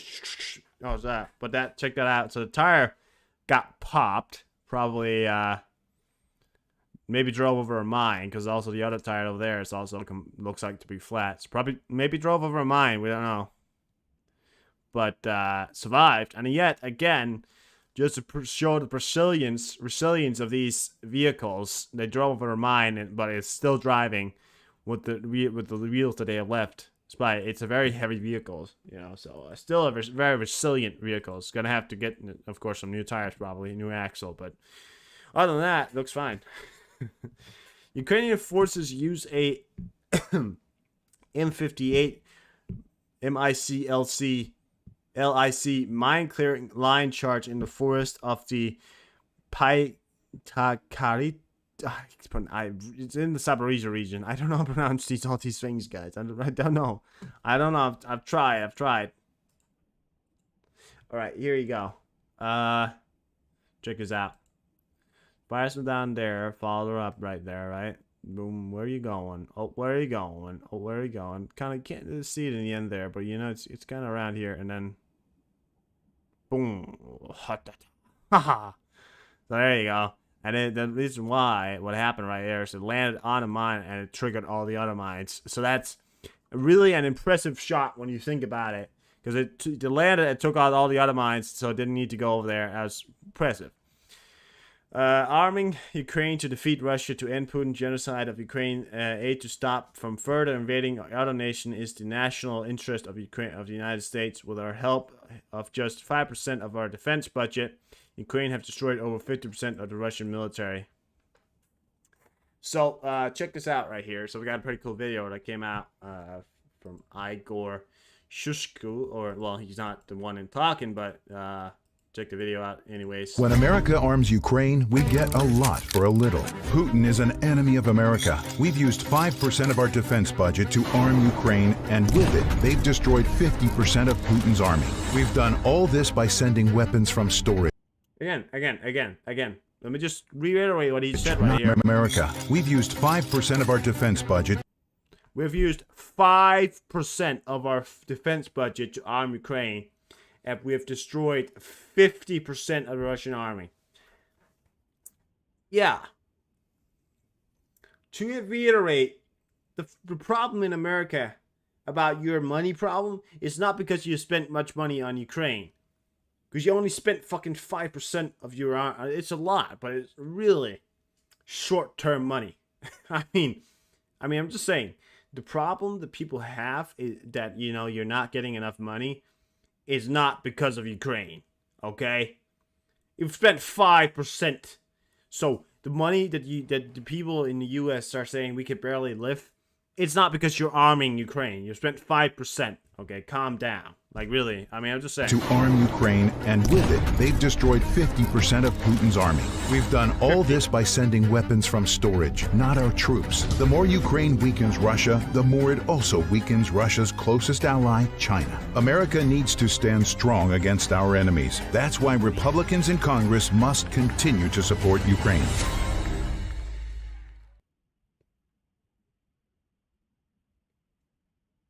Yeah.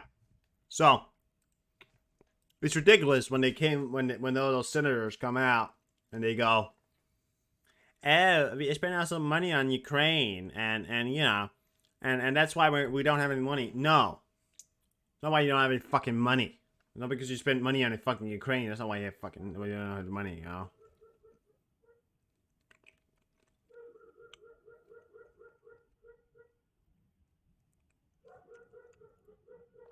Stop being so dumb. It's hard to tell people to stop being dumb when people are born like it. No. Alright. Yeah. But I'm just saying, it has nothing to do with the fact that you're arming Ukraine, because you've spent barely anything to defend Ukraine. You spent barely what the U.S. can afford. And, you've spent barely what the U.S. has in its storage, you know? Barely. It spent 5%. It's barely scraping the top at this point. And Russia has lost 50%. So, just to reiterate, the United States is barely scraping the top of how much it can send to Ukraine.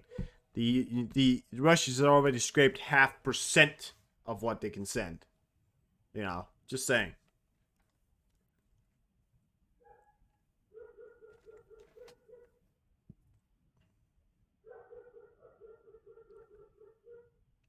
Can't afford steak because of Ukraine?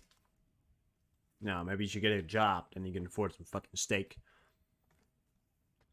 At the moment, the parliament does not have the required numbers of vote to ban activists of the UOCMP in Ukraine. This was stated by the head of the Verkhovna Rada of Ukraine, Ruslan Stefanko. Parliament is a mechanism that makes decisions collectively, and it seems to me that until there are 226 votes around such an important legislation act, bringing it to the floor and failing it in order to simply please the Russian Federation is simply pointless, both legally and politically irresponsible. This is from Stefanchuk said. Thank you very much, Stefanchuk.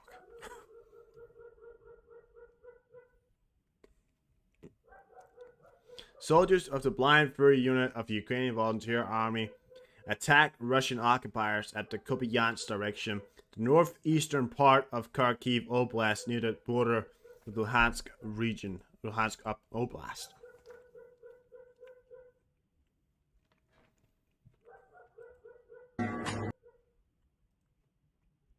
Yeah, we got another video here.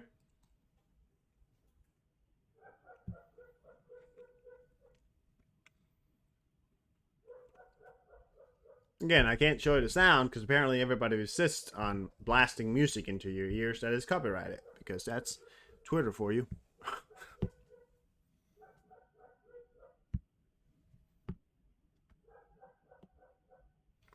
Yeah, this is can you please stop fucking advertising yourself? So this is a classic way of the way that you fight with tanks and infantry. There he is. He's putting down a smoke screen there. He'll drive back to put it all up so if they want to move, they can move. You know, I think they're doing exercises right now because that guy's filming it. But yeah. Pretty sure all what you're seeing right here is exercises, by the way. I don't want to point that out. And when you work with infantry and all that stuff, usually when you drive ahead, you know, you got your friends behind you, right? Running around, and you got the infantry behind. You know, tanks is nothing without infantry. We once used to think that tanks was something without infantry, but no, we are in fact though not anything without infantry. They're picking up wounded right there.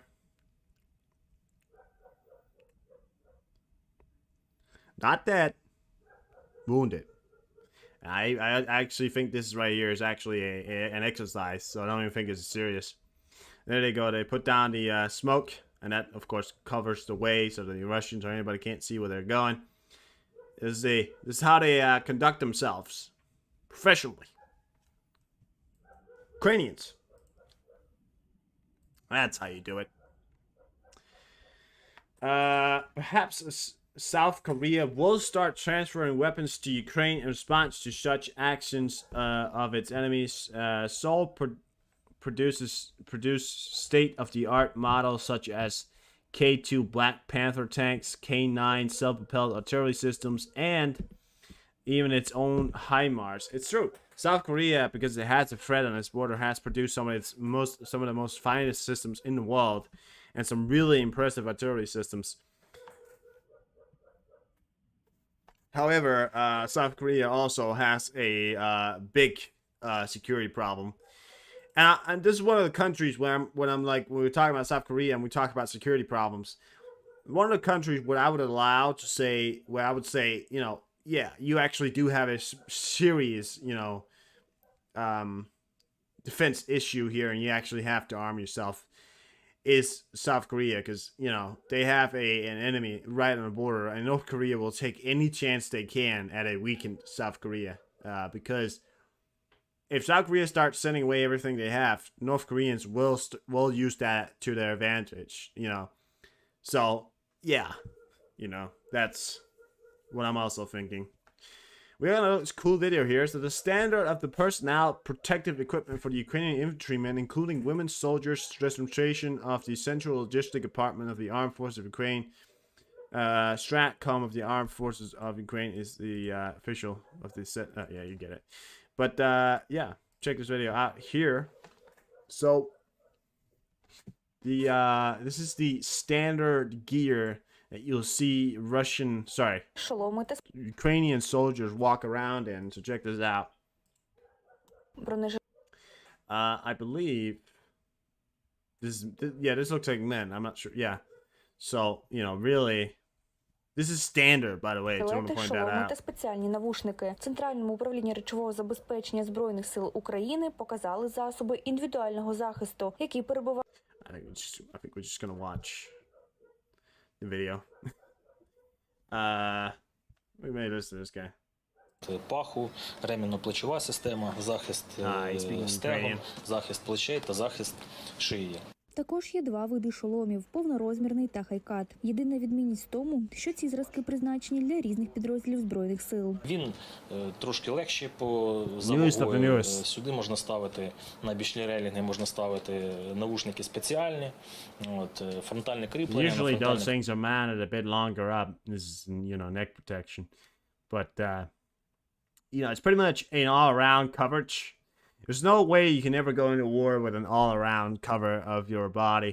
I mean, in the future, maybe. But, this is the best as it gets right now when it comes to stopping bullets. It really is. Можна ставити пристрій нічного бачення, камеру, фонарь. Модель навушників затвердили зовсім нещодавно. І їх тестували в одному з підрозділів сил спеціальних операцій. Випробування довели, що навушники не горять, захищені від пилу та води, а протискальний пристрій витримує 1000 загинань та розгинань. Вони покликані забезпечувати захист органів слуху військовослужбовців від надмірних шумів, таких як вибухів, пострілів, і підсилювати звуки навколишнього середовища. Триває вдосконалення речового забезпечення і для жінок військовослужбовців.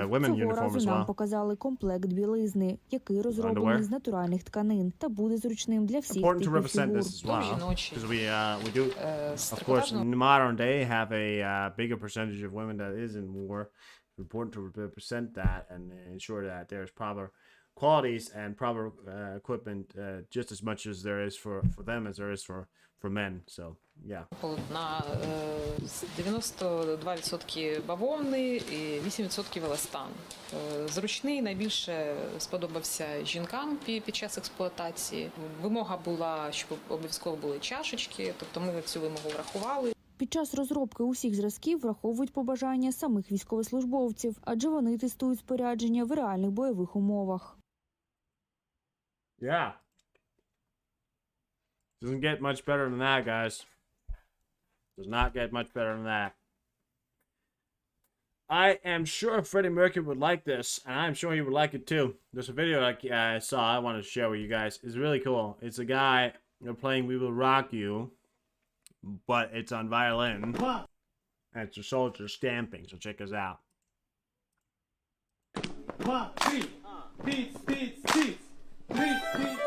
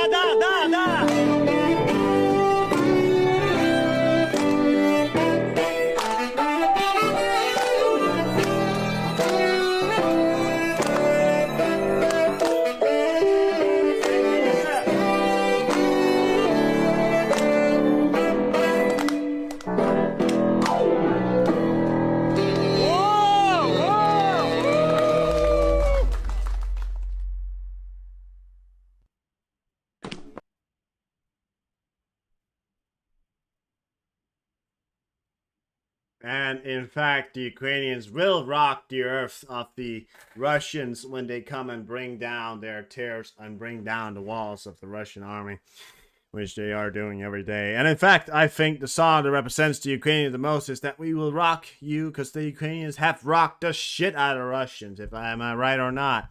They have, and they are still rocking the shit out of everyone else. So, great stuff, awesome stuff, awesome, great stuff. Tremendous, great stuff. Germany will hand over service drones to Ukraine. This was announced by the Minister of Defense of the country following the result of the latest Ramstein. This device will include in the winter aid package for 400 million euros. 50 surface drones will help repel the aggressor not only on land but also at sea. The agency said in a statement. At the same time, the website of the government of the German states that there will be 10 drones, not 50. The German authorities have not indicated where they will be taken from. Perhaps they will be purchased from other countries.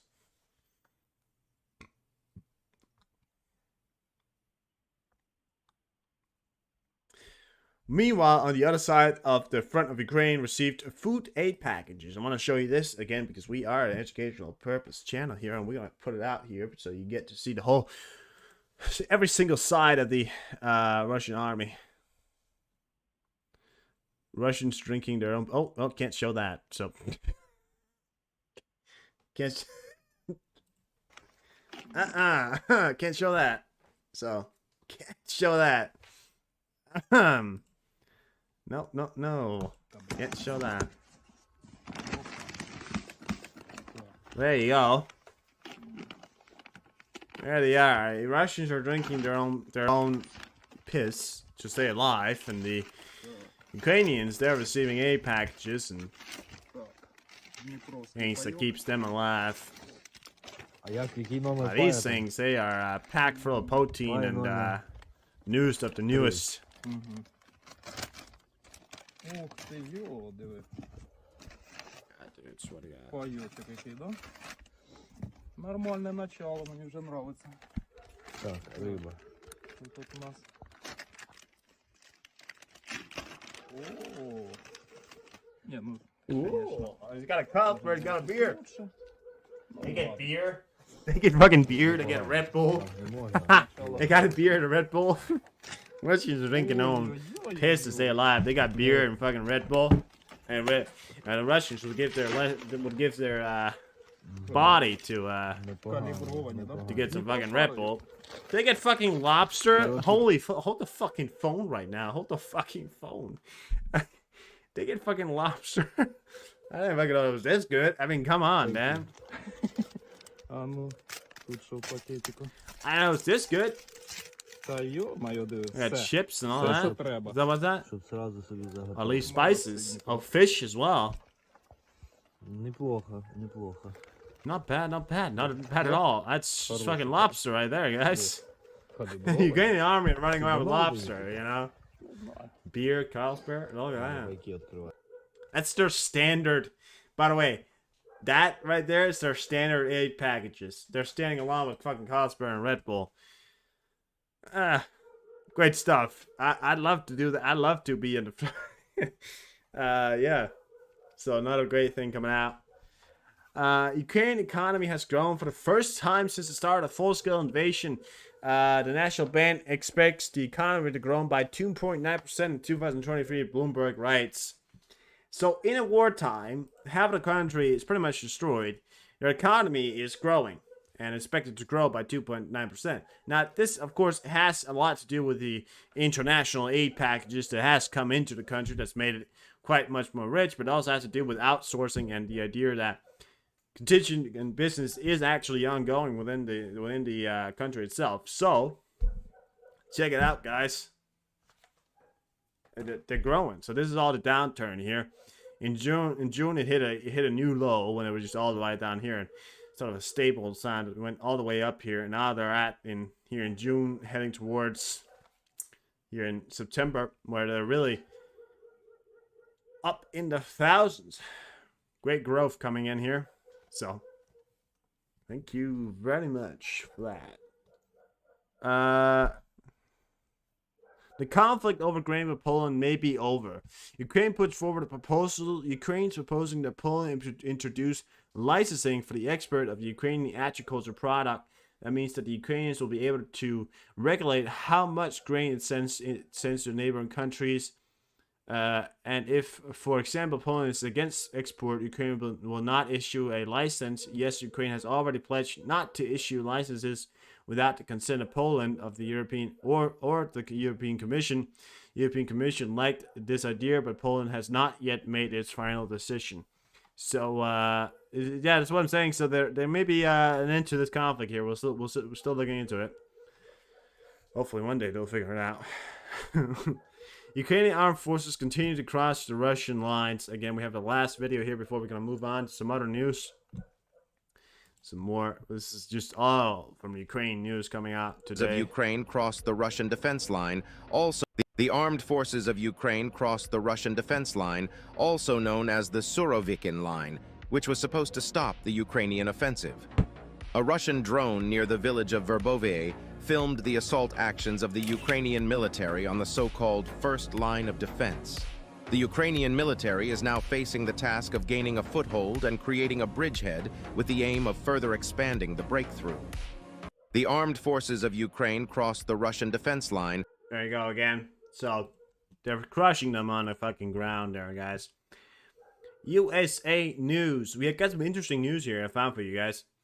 The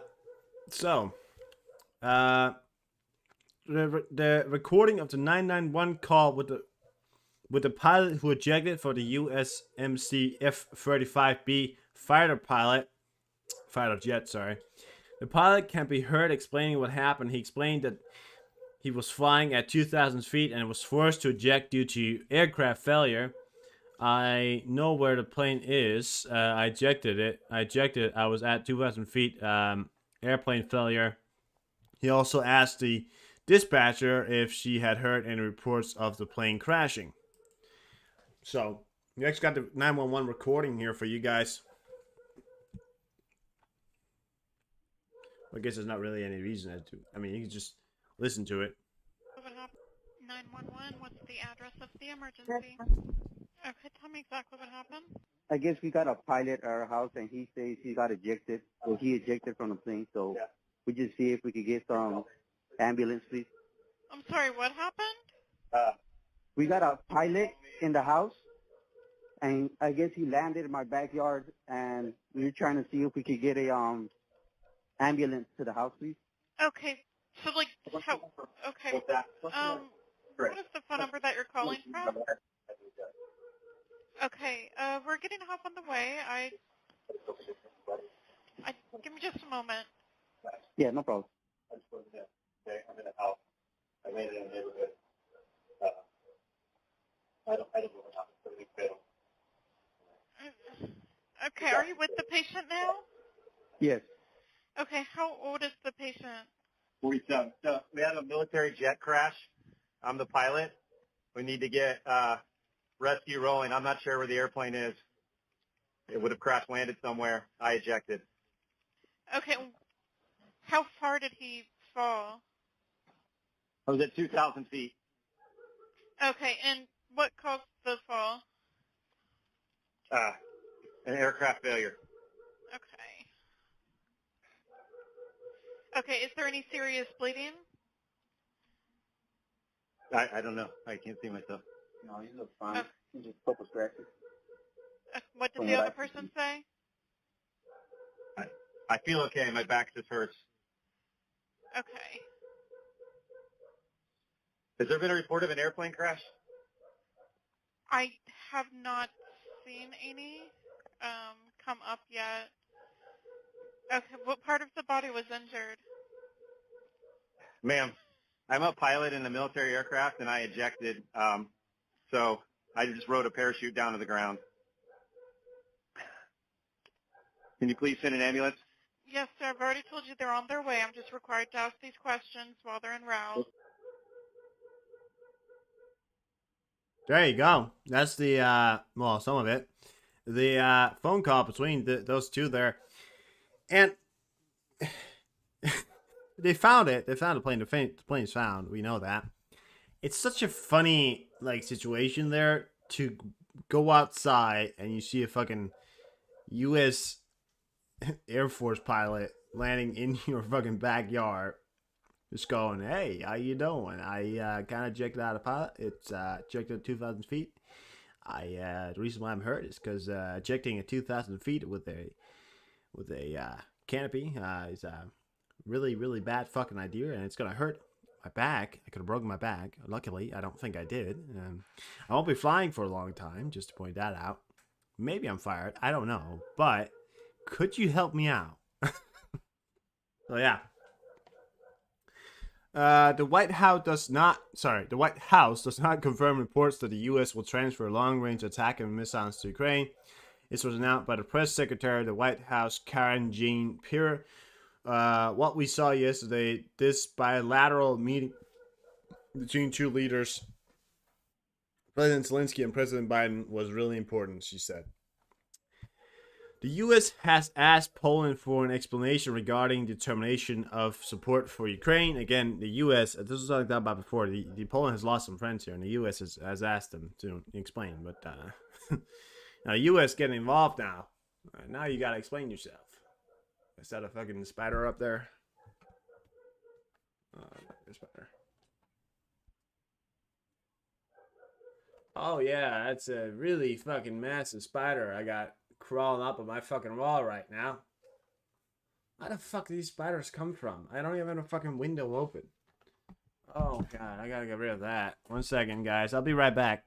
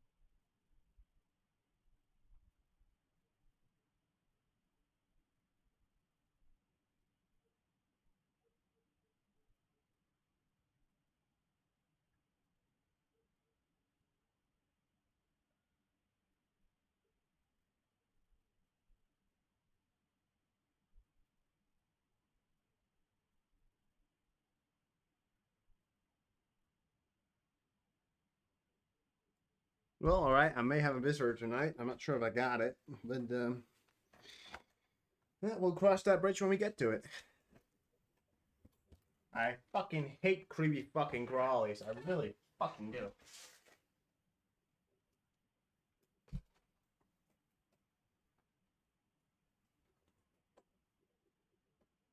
Sorry, you know, I'm a lackluster event here, but I fucking hate them.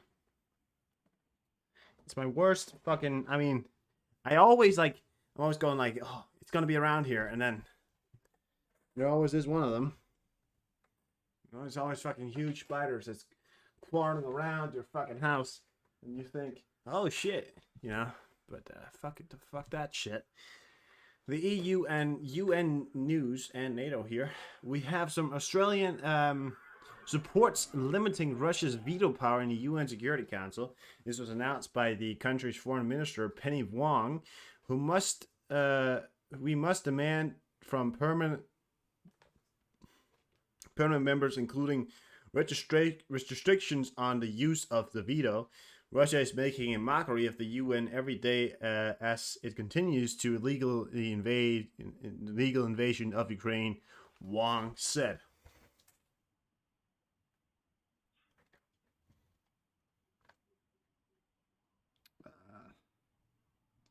Well, there it is. No. Pretty good. So, some people actually come behind the idea that they're going to be, you know, taking away the power for Russia to veto, which is a good thing, actually, because fuck Russia.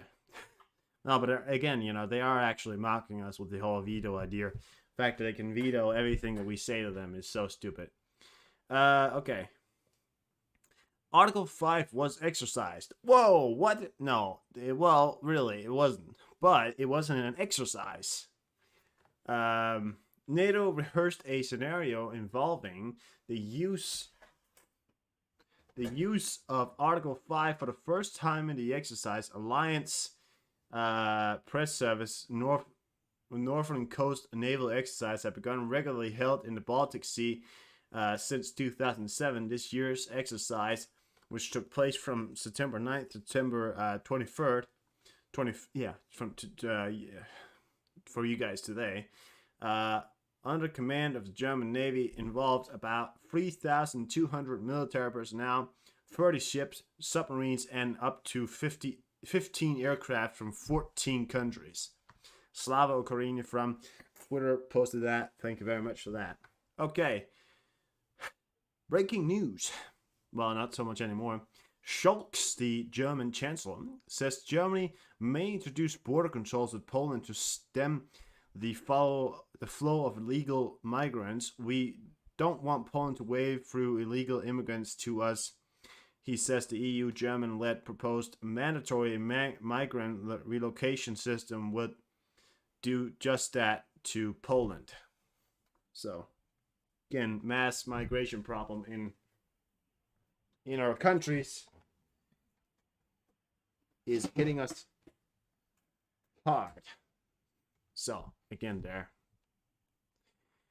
Okay. Horst Fuster, a German deputy for the AfD party, expressed his understanding for Russian annexation of Crimea during the secession of the state parliament Landtag of the German federal state of Mecklenburg-Vorpommern. But no, so some German politicians nowadays are condemning the ideas of, or saying that we, the West, completely destroyed the Third Reich and how that was inhumane and how we were inhumane to the Third Reich. So you telling me that in 2023 there are people in the German parliament that are speaking in favor of the Third Reich? Really? Really?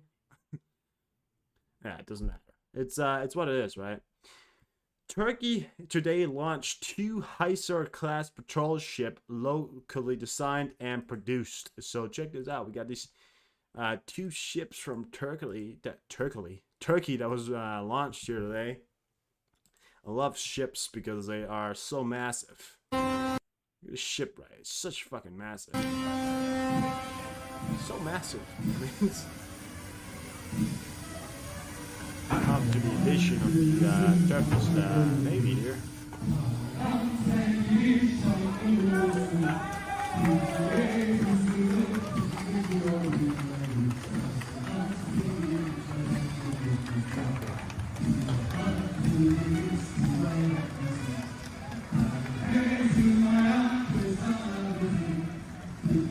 Push it off. Push it off there.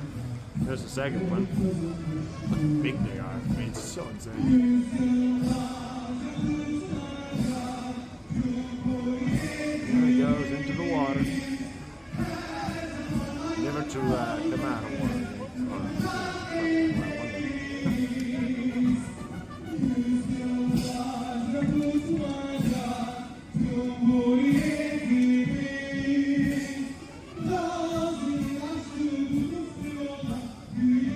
There you have it. Now moving on to the second one. So that happened in Turkey today. 2 new warships to the addition of Turkish Navy force there. Thank you very much, Turkey. Funny thing happened, and this is the last thing on my news list here, but I'm going to share it to you. A meteor has collided with the moon. The impact flash on the moon was so powerful that it was seen from Earth. Not even joking, guys. The moon was just impacted by a fucking meteorite. So check this out right now. So here you go. From Amazing Astronomy on. So keep an eye out over here. Right over there. Where that flash is. Check. My mouse is right here. Look at that flashlight over there. Right here. That right there is a literal meteor impact. On the scale, it looks so small, right? But in reality, it was fucking huge. I mean, the explosion there was probably bigger than some nuclear bombs. So, you know, when you can see it from Earth, it's huge. The moon is far away than you think. So that right there is pretty cool to see. Big fucking meteor. Thank you to the moon. Shout out to the moon for saving us from that meteor, right? Am I right? Yeah. Thank you very much to the moon. Shout out. Yeah. That's pretty much all I got from you today when it comes to my news list here. I didn't get much else from it. I mean, it's pretty much nothing else. We're going to check out Flash uploaded his daily news. Alright, well, he has one from the 20 seconds, but didn't I already watch this one? I did not. I did not. Alright, you know what, guys? We're going to watch the 20 seconds because that correlates to when I was gone. So, you guys are going to get to watch that because I wasn't there to news that day. So, you're going to get to watch that for yourselves, and I'm going to be right back afterwards. Yes.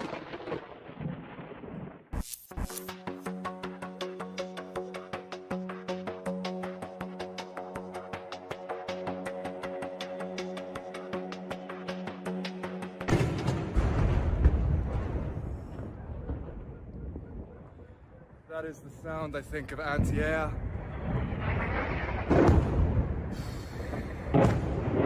Так, почалось. Взрывы в центре города.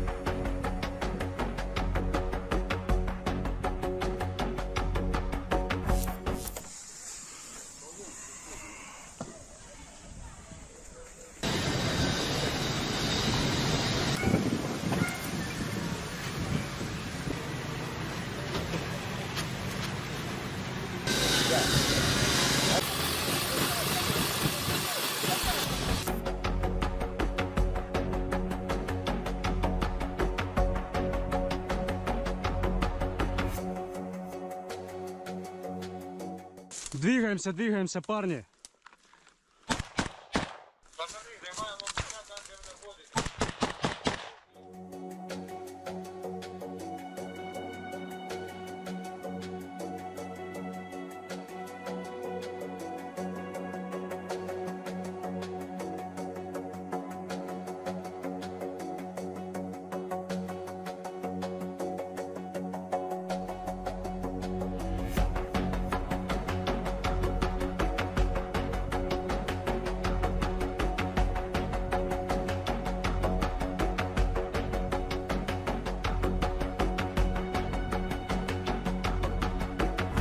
Країна запустить ринок послуг із гуманітарного розмінування через Прозоро.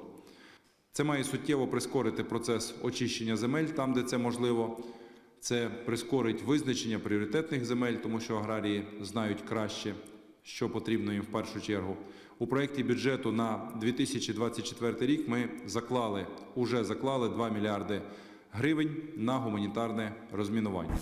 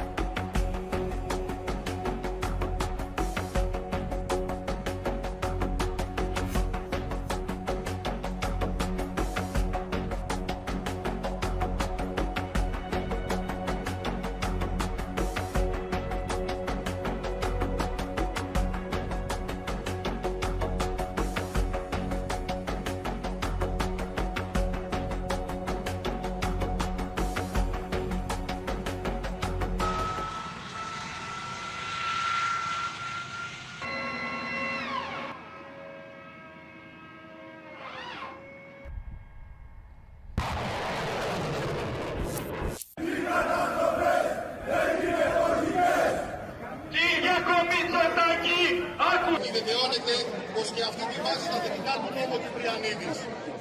Βέβαια, συνάδελφοι, υπάρχουν σωματεία και σωματεία, όπως αυτό των ελεγκτών.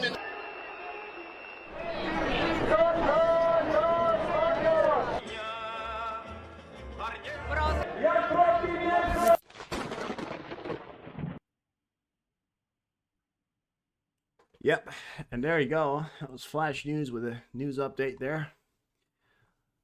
Thank you very much to him. So, I've got some videos that I'm going to show you. And I'm going to, first up, I'm going to go, oh, sorry. I'm going to go for one first. It's called, oh, UFOs aren't real? You know?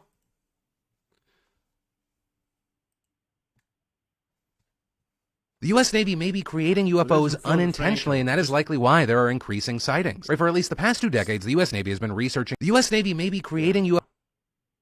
1 second. UFOs. Right? U.S. Navy may be about UFOs. I want to say something here. We all fucking knew this, right? I mean, everybody fucking knew this. You feel? I mean, there's no fucking UFOs, but of course, I fucking said it, and I say it one again. It's the U.S. Navy, the U.S. Army that are creating, you know, things that people think are UFOs, but in fact are just new technology. You don't know about everything they make. The U.S. Navy may be creating UFOs unintentionally, and that is likely why there are increasing sightings. Right, for at least the past 2 decades, the U.S. Navy has been researching laser plasma, and 3 years ago, they patented the technology. Right, it's supposed to protect stealth aircraft by using bursts of laser plasma to create or project mid-air images. With those images meant to trick incoming missiles into hitting the hologram. And these holograms, for lack of a better term, can be picked up in several wavelengths, including infrared, and can appear as real objects in them. Reportedly, this technology has also been used to create laser plasma balls that can transmit human speech, whatever the fuck that means. And perhaps the Pentagon changing the term from UFO, unidentified flying object, to UAP, unidentified aerial phenomena, is further evidence of this. Or the government is paying me to trick you into thinking that aliens are not real. One of the two. I'll to stay in the loop. Yeah. One of those two. Again, you know. One of those two there. One of those two.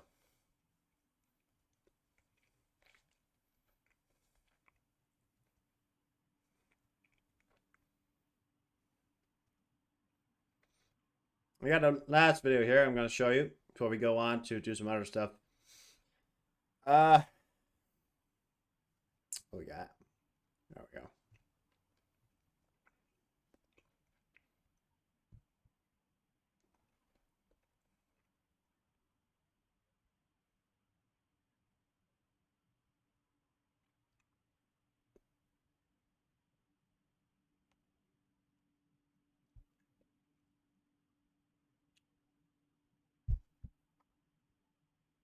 Here you go. 1 second. All right. So.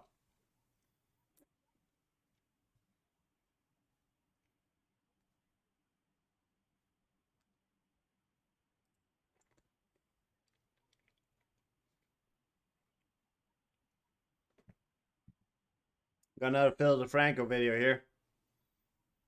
I like Phil DeFranco. Ukrainian special. So here you go. It's about first day I reported on a possible UAV attack from the Ukrainian army on the Sudan back or sort of, how would you put it, a Sudan Wagner force. I don't know. Ukrainian special forces reportedly conducted several drone attacks and ground operations against a Wagner-backed militia in Sudan, where the Rapid Support Forces are a militia in Sudan, backed by Wagner. And you have several U.S. officials expressing surprise and saying they were unaware of the operation when asked about it today. Now, Sudan claims that such operations never happened, but reports have noted that the drone does appear to be Ukrainian due to the on-screen text. However, that hasn't been verified. But if this is true, this is further evidence that the war is expanding beyond the two's borders and moving globally. With a move like this believed to be a favor for one of Russia's African allies in an attempt to pry them away from Russia. But follow to stay in the loop. Yeah. That happened. So, what we got on the plane news here? We got this E6 out here.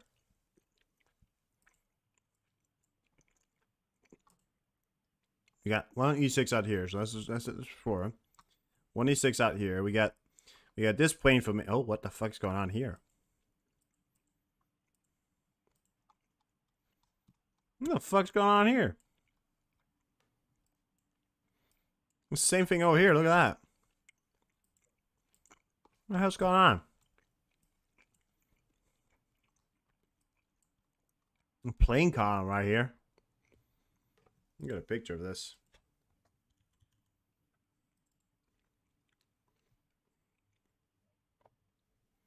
In British was Spain, United States, and then there's one German and a Spanish. It is the Airbuses.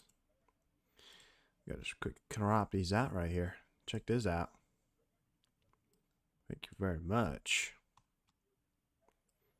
Two more of these pack over here. Took off the same price, all of them. Or not all of them, probably. Or what? Did they? Well, these guys, they did. They all took off from the same place. They're transporting something. Oh, a lot of same things right there. Oh, we got free E6 up, guys. We got free E6 up. 1, 2, one is outside Washington. And not a good sign when it's an E6 over Washington. Well, I can't tell you. I don't know if it's that bad or not, but we got one. We got one out here. It's not showing up, but we know it's here. Trust me, it's here. We know it's there. You know, because I've been tracking it. One there and one there. So that's 3 E3s in one go right now over the United States. We got a P8 heading over Denmark right now, just on the North Sea there. Got that NATO 11 right there, the E3. Down here, we got ourselves an Airbus A320. Yep. Super King Air. Yeah, that's pretty much it for that. Let's go on Flight Trader, see if we got anything. Check out if there's any Russian air traffic.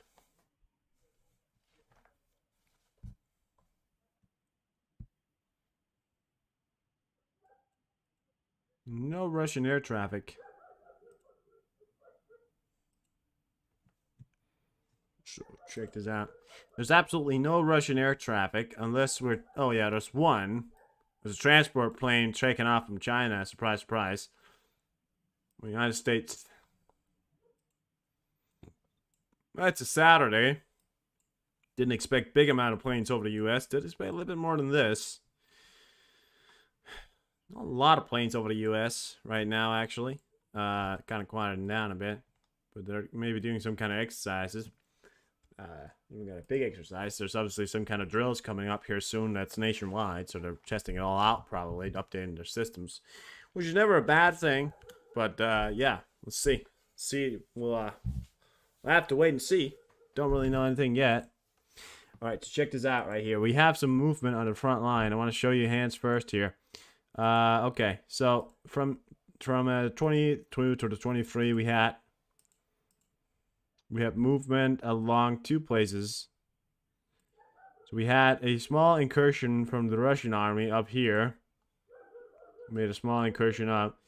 A main fighting target has taken part here in the Luhansk region, or Donetsk region.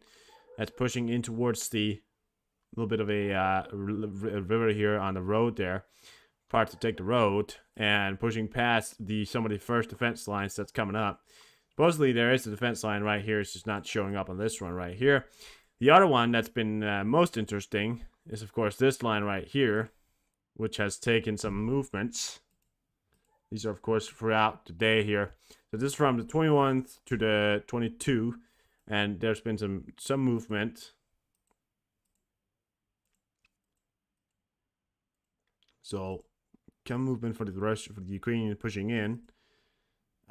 More for the Ukrainian pushing in, even taking more back. Yeah, they're actually pushing up there as well. So they managed to push up there as well. So they're kind of creating a little bit of bulk right here. It's got to be Russians, got to be careful right here. It could be long before they're going to take this whole area back. They used to own this whole area right here. The Russians managed to make a bit of a encouragement into here and create a little bit of a bulk. But now that they're coming on both sides, they're probably going to manage to pull back there. And in this city right here is actually what have made their breakthrough right now. Supposedly, the Ukrainians are running along right here and into this city. trying to get on the other side of this defense line right here and into plain fields where they're going to be fighting the Russians. So it's happening. It's slowly, but it's happening. It's slow and steady. Better slow and steady wins the war. Don't want to be too fast. So, yeah. It's also funny because, you know, they built these trenches along here as well, which is doesn't really make any sense, but they've done it anyways, so. Keep an eye on the movement, but no, not really anything.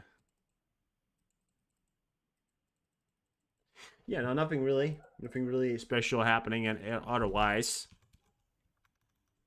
got any more news than I can add them up. I don't think we got any more, guys. I think I'm all out of news. I don't have any more news. Wish I did. But I don't, guys. I don't have any news. I got one last news here before we're gonna end. There's been talks about the ZPP, and there may have been a failure at the station.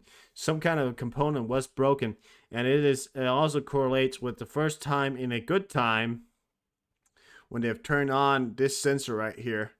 The last time they did that, you see, the 20th December, and then they had it on for 20, and then they turned it on 2 days. So it's been on today as well, but this one hasn't always on. Apparently, it's been on last days, but. Yeah, they've turned that one on as well. All right. Well, I think I'm going to leave now then. I think we've exhausted the news here. Thank you so much for stopping by. Have a good night. Unless nuclear war starts, you won't see me before tomorrow with more news. So, yeah. If you really miss me, the only thing that's going to bring me back here is if some kind of major thing happens, all right? Don't worry. But,